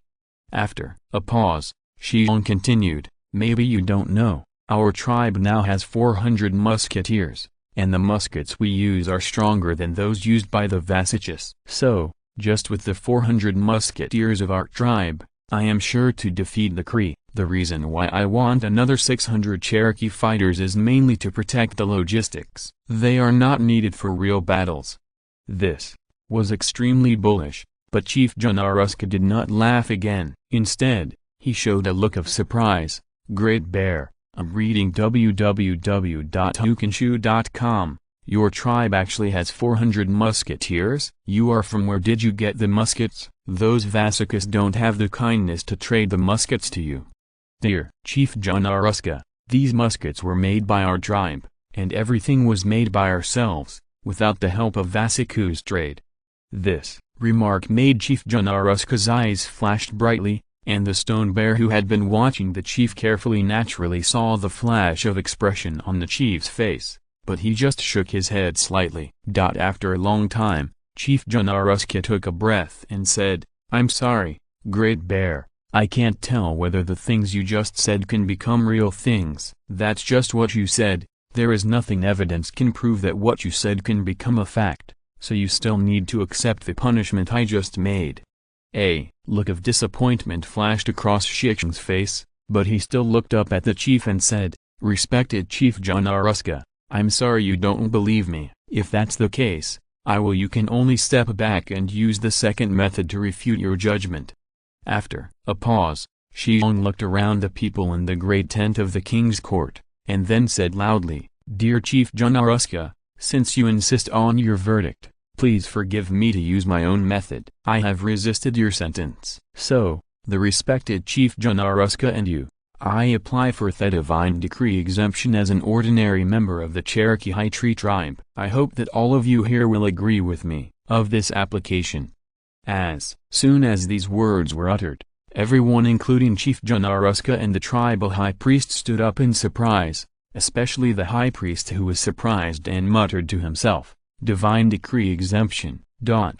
Chapter 295 Divine Immunity. The vast majority of the primitive and backward North American Indian tribes are the kind of social situation in which several tribes form tribes, and then several tribes form a tribe, and the management methods of the tribes and tribes are mostly one-word parental management methods. So now the vast majority of North American Indian tribes also implement a management method similar to patriarchal. That is, chiefs can decide everything. Just like the Cherokee tribe, since Chief Janaruska has issued his sentence just now, this sentence must be implemented. The authority of tribal chiefs cannot be questioned. Similarly, the authority of more powerful tribal chiefs cannot be questioned, otherwise, a tribe would have been messed up. This is the experience of the Indians living on this land for thousands of years. In the past, North American Indians were mostly matrilineal societies. Even now, many tribes still maintain matrilineal societies, but even in a matrilineal society, as long as the leader of a clan issues a judgment, It must be executed. This kind of one-word parental management will inevitably lead to errors in judgment due to the personal likes and dislikes of the chiefs or tribal leaders. Even the judges of later generations will sometimes judge wrong cases. You expect the Indian leaders or chiefs of this era to be able to. It is obviously impossible to make a 100% accurate judgment. So, if there is an error, how can the error be changed? It is obviously impossible to directly veto the command of the leader or chieftain. It will greatly damage their prestige. But the wrong judgment will make the parties wronged in time. If it's just a simple apology and confession, it's okay. It's a big deal to be aggrieved. But if it's a matter of life, then as the person involved, you have to fight anyway. In this case, there is a way to challenge the judgment of the tribal leader or chief, and that is to use his own force to move to this wrong judgment. Because the chiefs or chiefs of Indian tribes all claim to be the closest to the gods, this is also recognized by the tribesmen, so their judgments often represent the gods. But they are not true gods after all. If the true gods say that your judgment is wrong, then the wrongful sentence can be corrected without damaging the prestige of the tribal leader. This is a method practiced by many tribes in North America, but this method is too difficult. Because this method is to challenge the judgment of the tribal leader and to impress the true gods in the sky. It is extremely difficult. It's like the Cherokees' method of challenging judgments is named divine decree immunity. The meaning is very simple. The divine spirit issues the will to exempt you from sins. But if you want the gods to give their will, you must show enough to impress the gods. For Shi Xiong to challenge the divine decree exemption, he needs to go through 6 consecutive levels. The first level is to fight against the most powerful fighter in the tribe. If Shi Xiong wins, it will usher in the second level. One person picks 3, if it still wins. The third level is one person picks 7, the fourth level is one person picking 13, and the fifth level is one picking 21. And in the last level, one person singles out 32 people. As long as you can get through the final level, that is, if you beat the last 32 people to the ground alone, then you will be exempted from the gods. No matter what sin you have, whether you are really guilty or wronged, you can all get exemptions, and at the same time, you can also realize any wish you made before breaking through.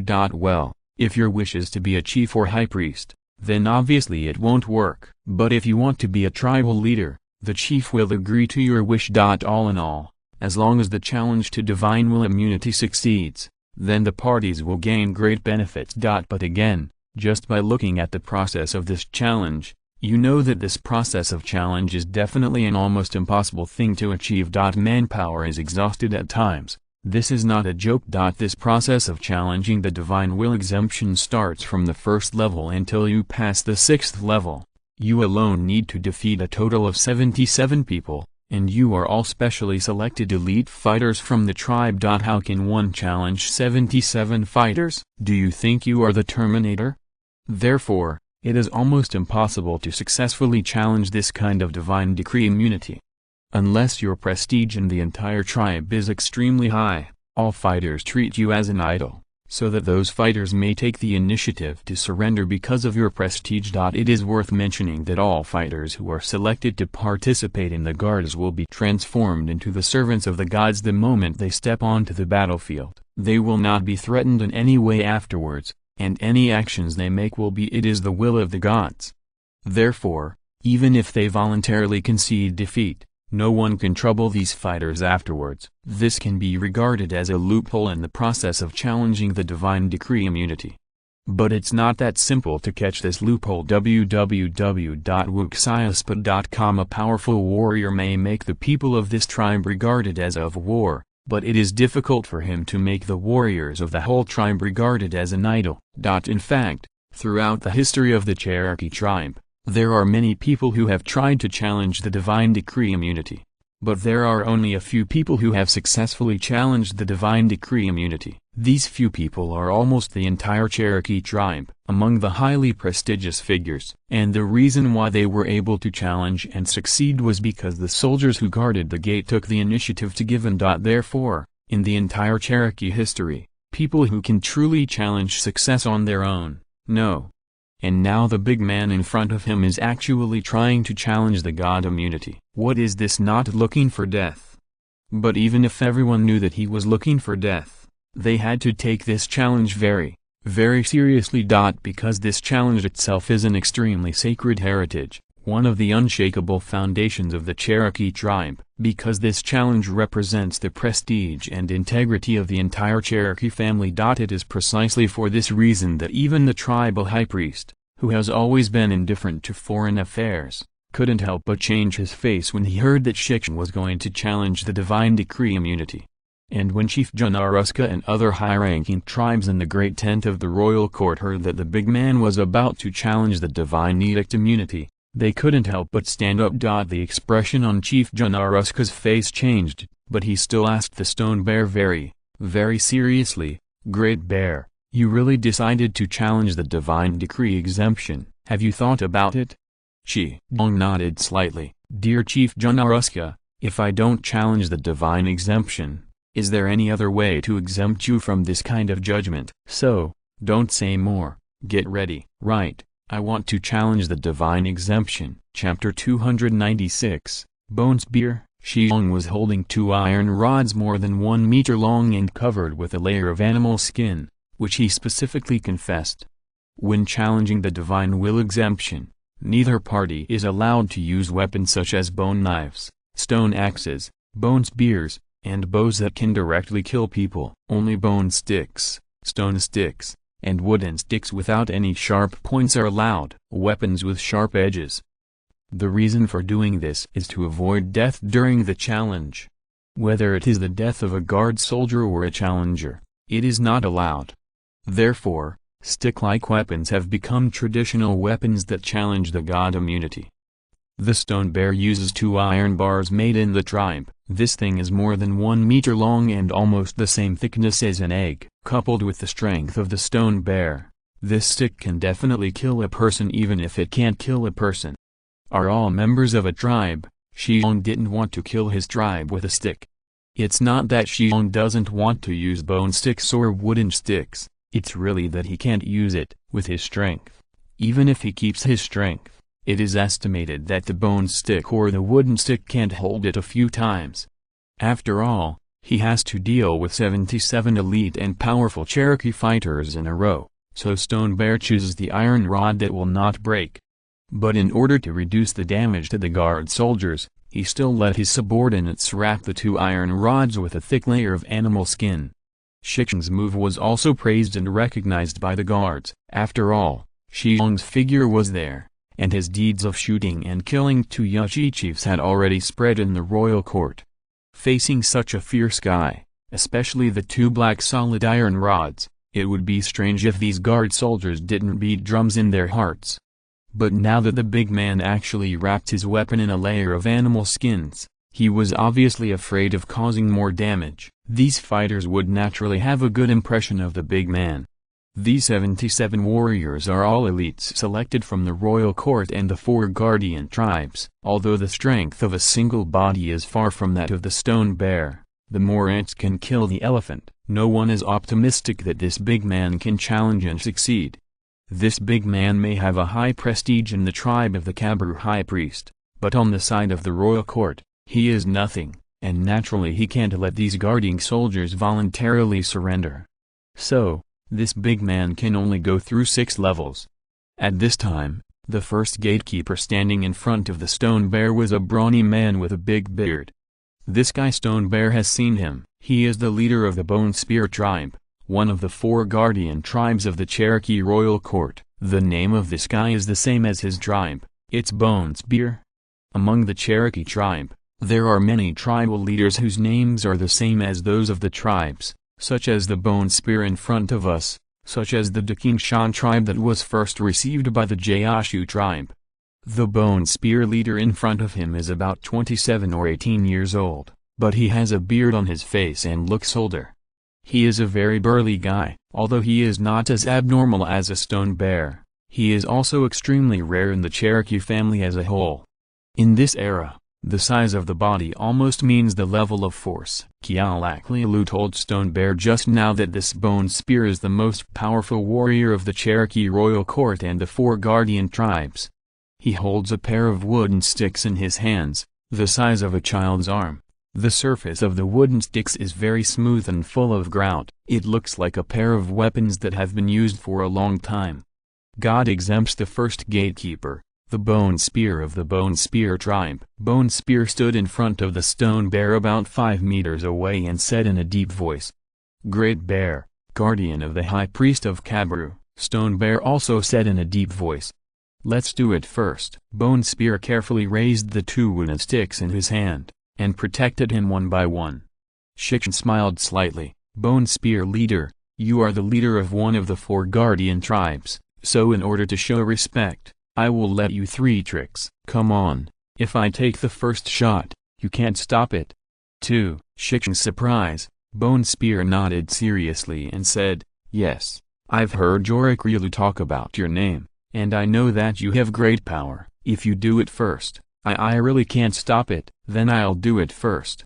Bone Spear's words caused a lot of onlookers to make a roar of discussions. Except for the 50 warriors that Shi Xiong brought, no one knew who this big man was, but it could be the first warrior in the royal court. It is incredible to say this kind of words that are close to admitting defeat. Bone Spear yelled, his hands raised, the 2 thick wooden sticks in his hands high, and then the 2 wooden sticks with the thickness of a child's arm made a burst of woo and slammed into the air. Shi Xiong's forehead was smashed. Shi Xiong took a small step back, and the 2 wooden sticks wiped Shi Xiong's head dangerously. But the Bone Spear did not stop, but with the help of the force of the smash, he turned his wrists, and the 2 wooden sticks swept toward the Stone Bear's waist one after the other. However, Shi Xiong only took a small step back and avoided these 2 vicious sticks again. The Bone Spear did not retreat but moved in. The 2 wooden sticks in his hand pierced the Stone Bear's neck and lower abdomen up and down. This smashed is obviously a set of combat skills, and the middle is very consistent. Well, there is almost no pause, just like Sheng Yejin's 3-strike axe. It should be called the Bone Spear 3-stroke cudgel. If it were an ordinary person, it might have been put on by these 3 sticks a long time ago, but the movement of the Bone Spear seemed too slow in Shi Xiong's eyes, so he could avoid it with minimal evasive movements, and almost no waste was wasted. Extra strength. An unfavorable 3-board stick was easily evaded by the big man. www.wuxiaspot.com. The Bone Spear was not discouraged, and he shouted again, and the 2 wooden sticks were smashed into the head of the Stone Bear one after the other. But this time Shi Xiong didn't evade anymore. Since he has already conceded 3 moves, he will start to fight back at this time. Said it was a counterattack, and it looked more like a joke. Shi Xiong just raised the iron rod in his left hand and greeted the 2 wooden rods, and then the onlookers heard 2 dull knocks, which were the contact between the wooden rod and the iron rod wrapped in animal skins. The sound of. Then, under the stunned gaze of everyone, the 2 wooden sticks in the hands of Bone Spear seemed to have encountered something irresistible, and they let go and flew far and wide. The next moment, Shi Xiong's iron rod at his right hand was mixed with a strange whistling sound, and he drew it at Bone Spear's head. Everyone closed their eyes almost involuntarily, and anyone could tell that as long as the iron rod was drawn, regardless of the thick animal skin on the iron rod, it would definitely be able to use the Bone Spear with 1 stick. S head is blooming. Chapter 297, 1 leg 2 sticks. Bone Spear didn't expect the big man's counterattack to be so sharp, even though he had realized the danger was coming, but he could only watch the iron rod that whizzed up in despair. Bone Spear had closed his eyes in despair, but he had just realized the strange power of this big man. Even if the iron rod in the hand of the big man was wrapped in animal skins, but in terms of his strength, the stick only needed to be drawn. In his own head, there is absolutely no way for him to survive. But just as everyone exclaimed in unison, the Bone Spear, who closed his eyes and waited for death, did not feel any pain. He slowly opened his eyes, only to see that the iron rod exuding death breath stopped at a distance less than a fist from his temple, motionless. Then Bone Spear heard the big man's slightly joking voice. "Bone Spear leader, according to common sense, you are now dead, so have I passed this level?" Bone Spear took a bachelor's step back, and threw the two thick wooden sticks in his hand on the ground, and then said loudly, "Thanks to the Great Bear for not killing, I failed in this battle, and the Great Bear broke through." Success. Most of the people around sighed, but the 50 soldiers who followed the stone bear cheered fanatically. But no one can say any other opinions. The result of this battle is already obvious. This sturdy, somewhat scary big man has indeed won, and if it weren't for his mercy, the Bone Spear leader had just died under his iron rod. It's hard to tell others, at least under this big man's merciful hand. The entire Bone Spear tribe must be grateful to this big man, otherwise the Bone Spear tribe will lose their most brave leader forever. And as the referee, Joe Lacklilu also announced with a blank expression, "The Great Bear has passed the first stage of challenging the divine exemption, preparation for the second stage." As the chief leader of the Red City Alliance, Lacklilu is the second only to Chief Janaruska and the high priest among all the people in the field, so he has become the referee in today's challenge for immunity from the divine decree. Also have enough qualifications to serve as a referee. Following Lacklilu's announcement, the Bone Spear retreated sadly, and 3 brawny men walked up with weapons in their hands. Although these 3 people are not as strong as the Bone Spears just now, from the scars on their Chiluo's upper body, you can see that these 3 fighters are definitely the elite of the elite, and they are definitely the best in 100 battles. Taxi.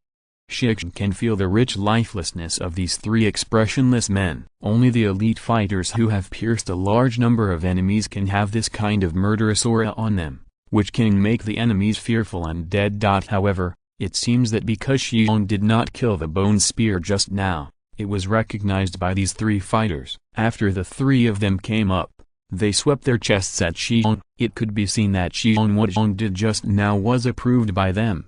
Shi Xiong also performed a breaststroke. For this kind of elite warrior who has spent the rest of his life, he can't respect enough.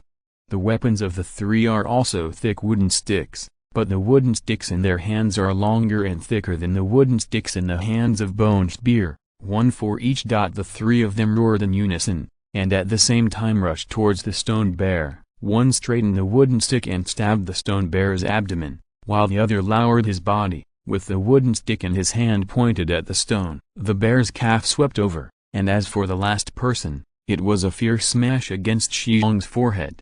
The cooperation of the 3 of them is close to perfection. Obviously, this is the experience and cooperation obtained during the years of fighting. Perhaps it is because they have such a tacit cooperation that they can fight for the rest of their lives.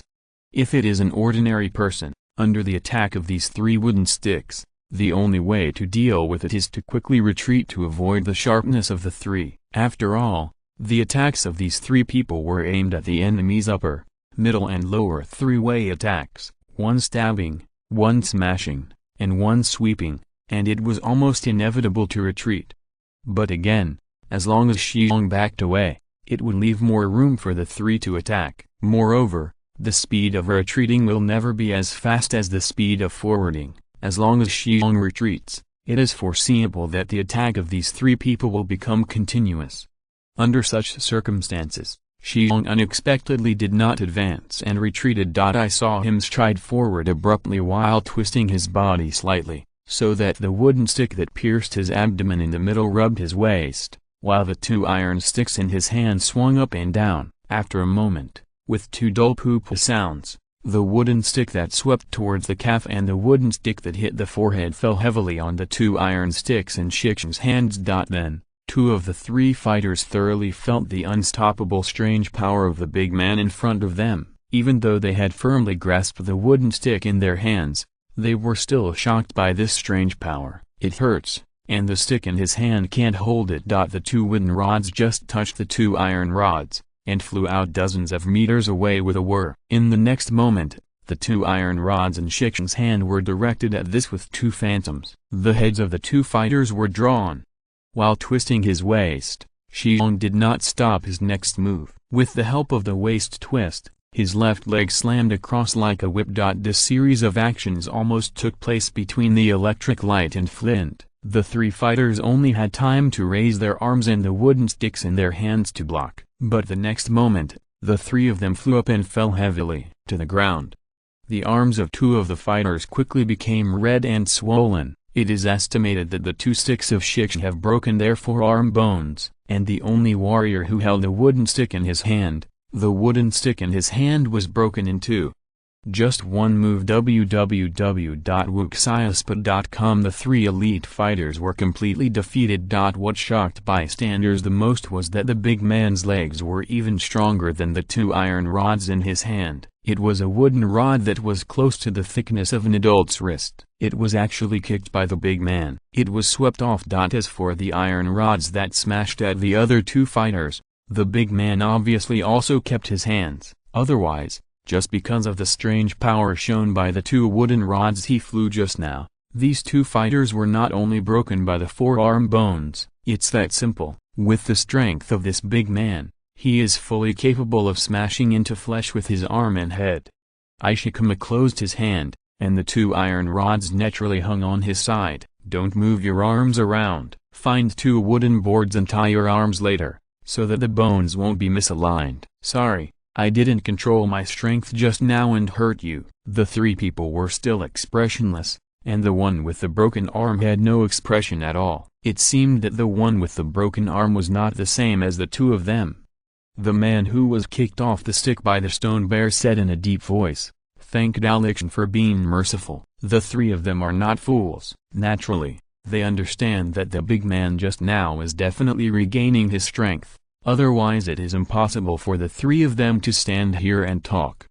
Under everyone's dumbfounded gaze, Joe Laklilu announced again loudly, "The Great Bear has passed the second stage of challenging the divine exemption, and the third stage is ready." The 50 warriors who followed the stone bear screamed again. If you're listening to this novel on a channel other than Fanfic World, it means they downloaded and uploaded it without effort. We cordially invite you to visit our channel, Mundo Fanfic Novelist. There you'll find the original version of this story and you can explore many other novels of various genres. We're waiting for you to immerse yourself in a world of incredible novels. Chapter 298, The whole audience is dumbfounded. Divine decree immunity can be said to be one of the most sacred ceremonies of the Cherokee or other tribes. Yes, this is not only a challenge, but also a sacred ritual. After all, this is a challenge and ritual carried out in the name of the gods. But everyone knows that challenges like divine will exemption are extremely difficult to complete, and it can even be said that it is impossible to complete under normal circumstances. Wouldn't it be so easy for ordinary people to please the will of the gods? The ability to communicate with gods is only available to high priests and chiefs. Others, honestly, be your people. In essence, a challenge similar to divine decree immunity is actually challenging the authority of the high priest and chieftain. It would be strange if it could be simple.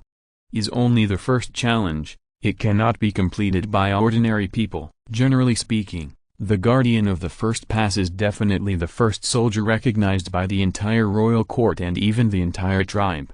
In the era of rampant cold weapons, you, an ordinary tribe, want to get rid of almost the most powerful warrior in the whole tribe. Isn't that a joke? This is more difficult than an ordinary person in the later modern society. Tyson in the ring. In fact, taking the bone spear of the gatekeeper in the first stage that Stone Bear faced, this brave warrior may not be the most powerful warrior in the Cherokee clan, but he is in the royal court and the four major warriors. The guardian tribe is absolutely recognized as the most powerful warrior, otherwise when he serves as the first gatekeeper, everyone around him will not all agree with this matter.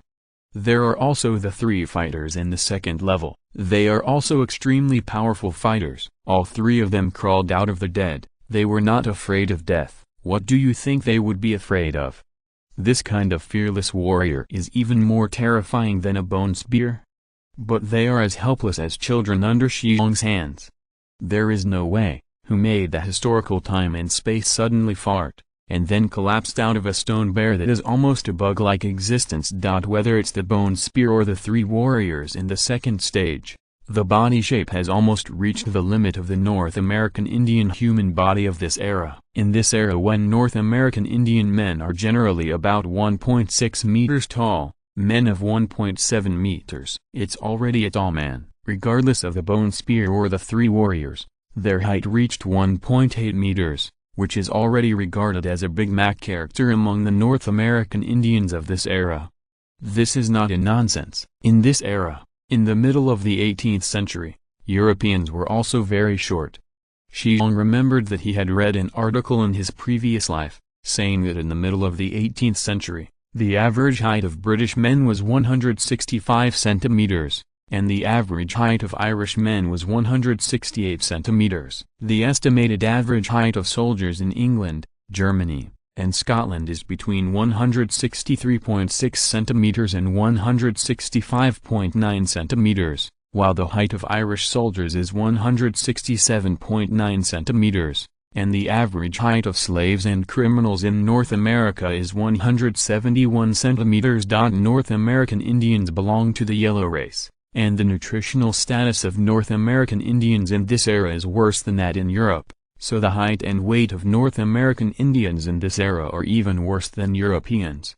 It's not nonsense to be vigorous and not lose. It is precisely for this reason that the bone spear can become the most powerful warrior of the royal court and the four guardian tribes.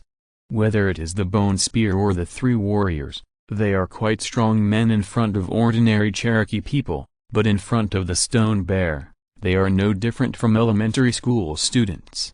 Shi Xiong is a super strong man with a height of nearly 2.05 meters and a weight of over 250 kilograms! And perhaps because of the time and space travel, God also gave Shi Xiong a kind of talent that is close to whatever he wants, so that he can use all kinds of actions that seem incredible in this era. A big guy with height, weight, and a strange power that can perform all kinds of fighting actions that can only be seen in movies. How can they be able to deal with bone spear? Therefore, it is normal for the four of them to be defeated by Shi Xiong so happily. It would be abnormal if they could defeat Shi Xiong. The facts also proved the strength of the stone bear. In the third level, Shi Xiong singled out 7 men. Although these 7 men are not as strong as bone spears, they are absolutely elite. But can an elite elementary school student be able to fight a special soldier? Even 7 elementary school students can never do a well-trained special soldier. The result is that the stone bear spent a little more time than the second level, and the 7 men who guarded the third level were all put to the ground by the stone bear. However, these 7 guys are a little luckier than the 3 guys in the second level, because the second level failed to control their own strength. 3 elite fighters who had spent more than 100 battles were injured. Therefore, in the third level, except for the 2 iron rods in bear's hands, they all use their legs for offense. In addition, he deliberately controlled his own strength, so the 7 warriors who guarded the third stage were just kicked by the stone bear, and did not suffer any serious damage. Shi Xiong's approach has also aroused the goodwill of the audience. After all, this is a challenge divine decree immunity. Losing means that the chief's judgment is completely effective. I am afraid that for the sake of their own lives, they will go all out for their own lives. www.wuxiasput.com. And in the process of challenging the divine will immunity, no matter whether it was injured or died, it cannot be held accountable. In this sacred challenge ritual, it is in compliance with the rules to be beaten to death or to kill others. But this big man can harm his people as little as possible while ensuring victory. This is something I have never heard of in the previous challenge divine edict immunity. And by this time everyone has actually discovered that it is an extremely difficult challenge for others, God immunity, which seems to be nothing to the big man in front of him. Everyone knows that the most difficult challenge of divine will immunity is actually the first 3 stages. Although the latter 3 stages have a large number of people, there are only so many gatekeepers who can face challengers at the same time. The latter 3 stages are it's just a kind of wheel war. Is like the 4th level, the stone bear has to pick 13 each, but these 13 guards can't beat the stone bear at the same time, at most 6 or 7 people shot at the same time. Moreover, these fighters are weaker than the 7 fighters in the 3rd stage, and Shi Xiong fights more easily. In fact, when Shi Xiong was able to put all the 13 gatekeepers in the 4th level to the ground, the result of this challenge to the divine will exemption has already come out. Although there are more soldiers guarding the latter 2 levels, the threat to Shi Xiong is far less than the first 3 levels. The truth is also true, when Shi Xiong put down the last soldier in the 6th level, the audience was completely dumb. Chapter 299, Stone Bear and number 039 S Big Bow. When Stone Bear was about to challenge the divine decree immunity, everyone in the entire royal tent, including Chief Janaruska, the tribal high priest, and Kara Krilu, never thought that this big man would be able to challenge successfully. Not to mention that the most difficult divine decree immunity in the entire tribe's thousands of years of history would be completed by this big man in such an easy way. If it wasn't for seeing it with their own eyes, if it wasn't for the soldiers who guarded the gate, they all knew them. All the Cherokee tribesmen who were on the scene today thought that these soldiers would release the water. That's right. The entire tribe's history is not without people who successfully challenged the divine will immunity, but those who successfully challenged are all high-prestige figures in the royal court. Only when the guarding soldiers voluntarily surrender will allow the limited number of people to challenge successfully. Of this challenge that can happen in front of the God exemption tribe dare to bet that those guarding soldiers are absolutely not waterproof, and they did not directly admit defeat. But the most impossible task in the history of this tribe was stepped on by this big man in such a relaxed way. It's not that these guards are not strong enough, but that the big man who broke through is really strong and outrageous. To put it in a sentence from later generations, it's not that our army didn't work hard, it's that the enemy army has a high. Except for the 50 elite warriors who followed the Stone Bear, they always believed that the guardian of the Kabru high priest would be invincible, and everyone else was dumbfounded. Especially the Cree envoy who was specially invited to watch this challenge was even more dumbfounded. As the leader of the Mountain Foot Day tribe, the first guardian tribe of the Kari royal court, the Bighorn Sheep figured out that the big man who burned the Yuchi royal court and shot 2 successive Yuchi chiefs came from the Cherokee tribe. He didn't hesitate to tell the chief of the Cree tribe, and also told the chief about his fight against the big man and the fact that the big man had so many sharp firearms. Do not say no, the warriors led by this big man are so powerful that the Bighorn Sheep feel terrified, so these news must be known to the chief, so that the chief can make corresponding judgments and actions. After all, the Cherokee tribe and the Cree tribe are the 2 most powerful tribes in this area. If the Cherokee tribe fighters all possess those firearms, then the Cree tribe will be completely at a disadvantage. And the Bighorn Sheep also took the initiative to assume the role of the Cree messenger, and took a dozen warriors around the mountain for more than a month before they came to the royal court of the Cherokee tribe. That's right, the messenger of the Cree tribe is the Bighorn Sheep who once commanded the Uchiran to chase and intercept the expedition team. Things were going very smoothly, when the Bighorn Sheep used the Cree as an excuse to avenge the Yuchi as an excuse to make some threats. The chief of the Cherokee tribe also reluctantly agreed to hand over the big man. As a result, I didn't expect this big man to use such a fierce way to challenge the God's decree exemption, and he even succeeded in the challenge.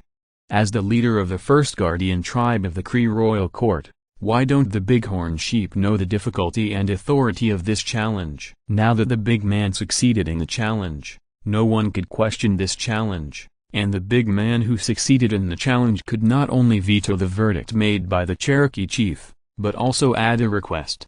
I thought I could easily take this big man away, but I didn't expect it to be such a result, and the Bighorn Sheep was also dumbfounded. But even if he was dumbfounded and didn't believe the scene in front of him, the big man actually succeeded in the challenge. No one can question this, and no one dares to question it. When the Stone Bear put the 2 iron rods that made a lot of contributions into the coat of the Firewind back, and was fully armed again, Kara Krilu announced that the Stone Bear had successfully challenged the divine decree immunity. Strong Bear, congratulations on your successful challenge to the divine decree immunity. Well, my judgment has been completely invalidated, and I can also agree to the extra request you made before the challenge. This is what you deserve. Dear Chief Janaruska, Thank you for your generosity. Shi Xiong gave a breaststroke. After finishing speaking, Shi Xiong turned around and performed a breast-supporting ceremony at the high priest, who was smiling on the side. Honorable High Priest Bakalutes, thank you for your blessing for me before the challenge. With your blessing, I can challenge and succeed.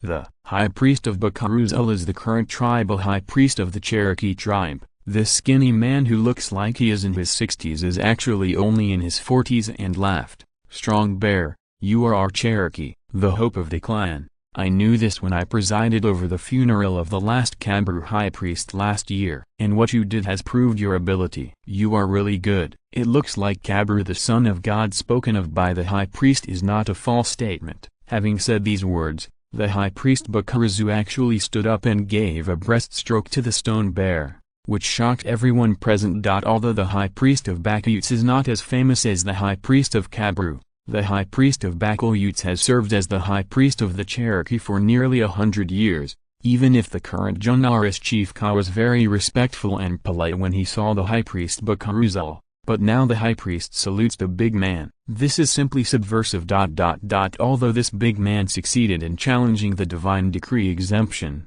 he did not have the qualifications to allow the High Priest to salute him. www.wuxiaspot.com. Especially this big man even accepted the ceremony calmly. This is true.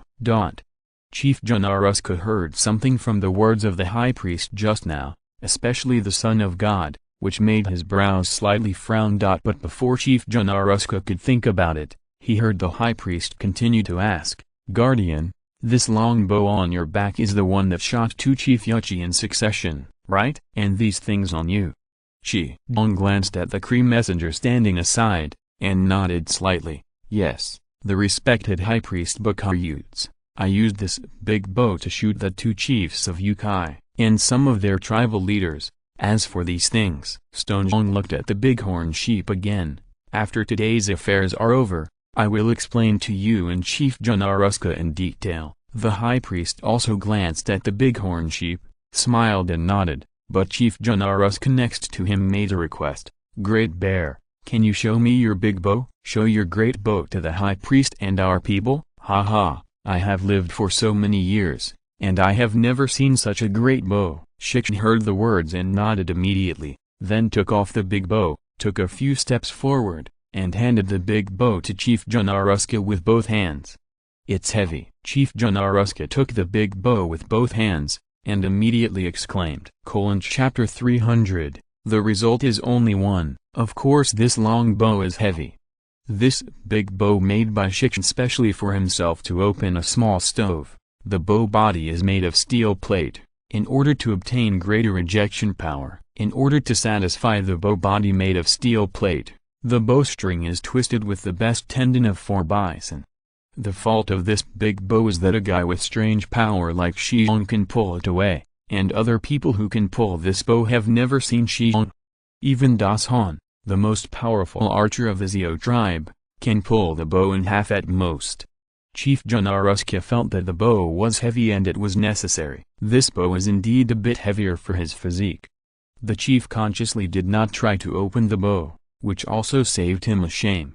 But he beckoned to the bone spear, and when the bone spear came to the front, the chief handed the big bow in his hand to the bone spear. Bone spear, you are the most powerful warrior of our tribe's royal court, including the 4 guardian tribes. Come on, let's see if you can pull this bow. Bone spear blinked a little dumbfoundedly. The weight of this bow had already made him realize that he wanted this bow to be pulled apart, which might not be what he could do. However, since the chief had spoken, Bone Spear took a sigh of relief and planned to try it. The result was very embarrassing. The Bone Spear was so suffocated that it almost burst out the shit. It only pulled the big bow little more than halfway away, and it was far from fully opening the bow. But this result is better than the big mountain of the Zio tribe. Chief, I can't pull this bow. Although he was ashamed, Bone Spear admitted it generously. Chief Junaruska flashed an unnoticeable joy on his face, reached out his hand to take the bow from the hand of the Bone Spear, and then gave the big bow to the stone bear. Big Bear, show us this big bow. Our tribe needs a new legend. As he said, The chief motioned to the carry messenger over there with his eyes on the stone bear. Shi Xiong didn't understand what the chief meant. He smiled and took the big bow and said, "Guaranteed not to humiliate the mission." After finishing speaking, Shi Xiong turned around and walked out of the king's tent again. As a result, as soon as he walked out of the prince's tent, all the clansmen who were onlookers outside shouted in unison, "Luluka, Luluka, Luluka." The shout made Shi Xiong stunned. Even the chief Junaluska, the high priest of Bakarazu, and the bone spear beside him were stunned, but then there was an unquenchable smile on their faces. Luluka is a name in the Cherokee language, which means brave. Unlike the warrior, the brave is the name given to the most powerful warrior in the Cherokee tribe. The warrior can't say just grab it, but it's not uncommon among the Cherokee tribes who have fought in the south and north for so many years. Warriors with super strength like bone spears and the 3 warriors guarding the second level can be called warriors. But the brave is different. Only the first warrior recognized by the overwhelming majority of the tribe is eligible to be called the brave. Obviously, Shi Xiong's success in challenging the divine edict immunity just now allowed him to gain the unanimous approval of the royal court and the overwhelming majority of the 4 guardian tribes. After all, everyone knows that even with the power of the bone spear, he definitely has no chance of breaking through the challenge of divine edict immunity. And the big man in front of him can pass easily, so it goes without saying who is the first warrior. Just now, the king's tent was open. Many people in the tribe have seen Bone Spear try to pull the outrageously large bow. Of course, they have also seen the Bone Spear attempt failed. Now that the amazingly big man walked out with the big bow, everyone must cheer. Shi Xiong smiled slightly, and then said loudly, "My dear people, who can help put a sheep at a distance of 600 steps?" As soon as he said this, everyone was in a panic. Obviously, this big man is going to shoot the target 600 steps away with this long bow, which is simply shocking. 600 steps is equivalent to a distance of 420 meters. At this distance, let alone hit the target, even if a person stands there, it looks only the size of a finger. The most important thing is that everyone present has never heard of any bow that can have a range of 600 steps. Let alone 600 steps. Even if it has a range of 140 steps, it is an out-and-out strong bow. Just when everyone was shocked, he quickly slapped out, and he said loudly, "Come alone, come with me." A member of the royal court ran out immediately. Of course, he was holding a wild sheep that had just been slaughtered in his arms.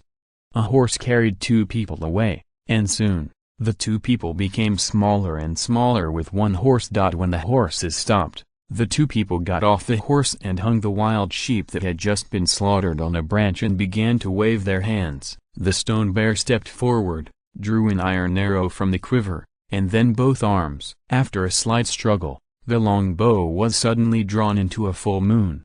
With such a relaxed bow, Bone Spear's old face suddenly blushed again. The bow and arrow are pointed diagonally upwards at an angle of more than 30 degrees. www.wuxiaspad.com. At such a distance, it can only be shot using this approach that is almost a projectile. Of course, if the long bow is at a 45-degree angle, the range can be increased, but there is no accuracy.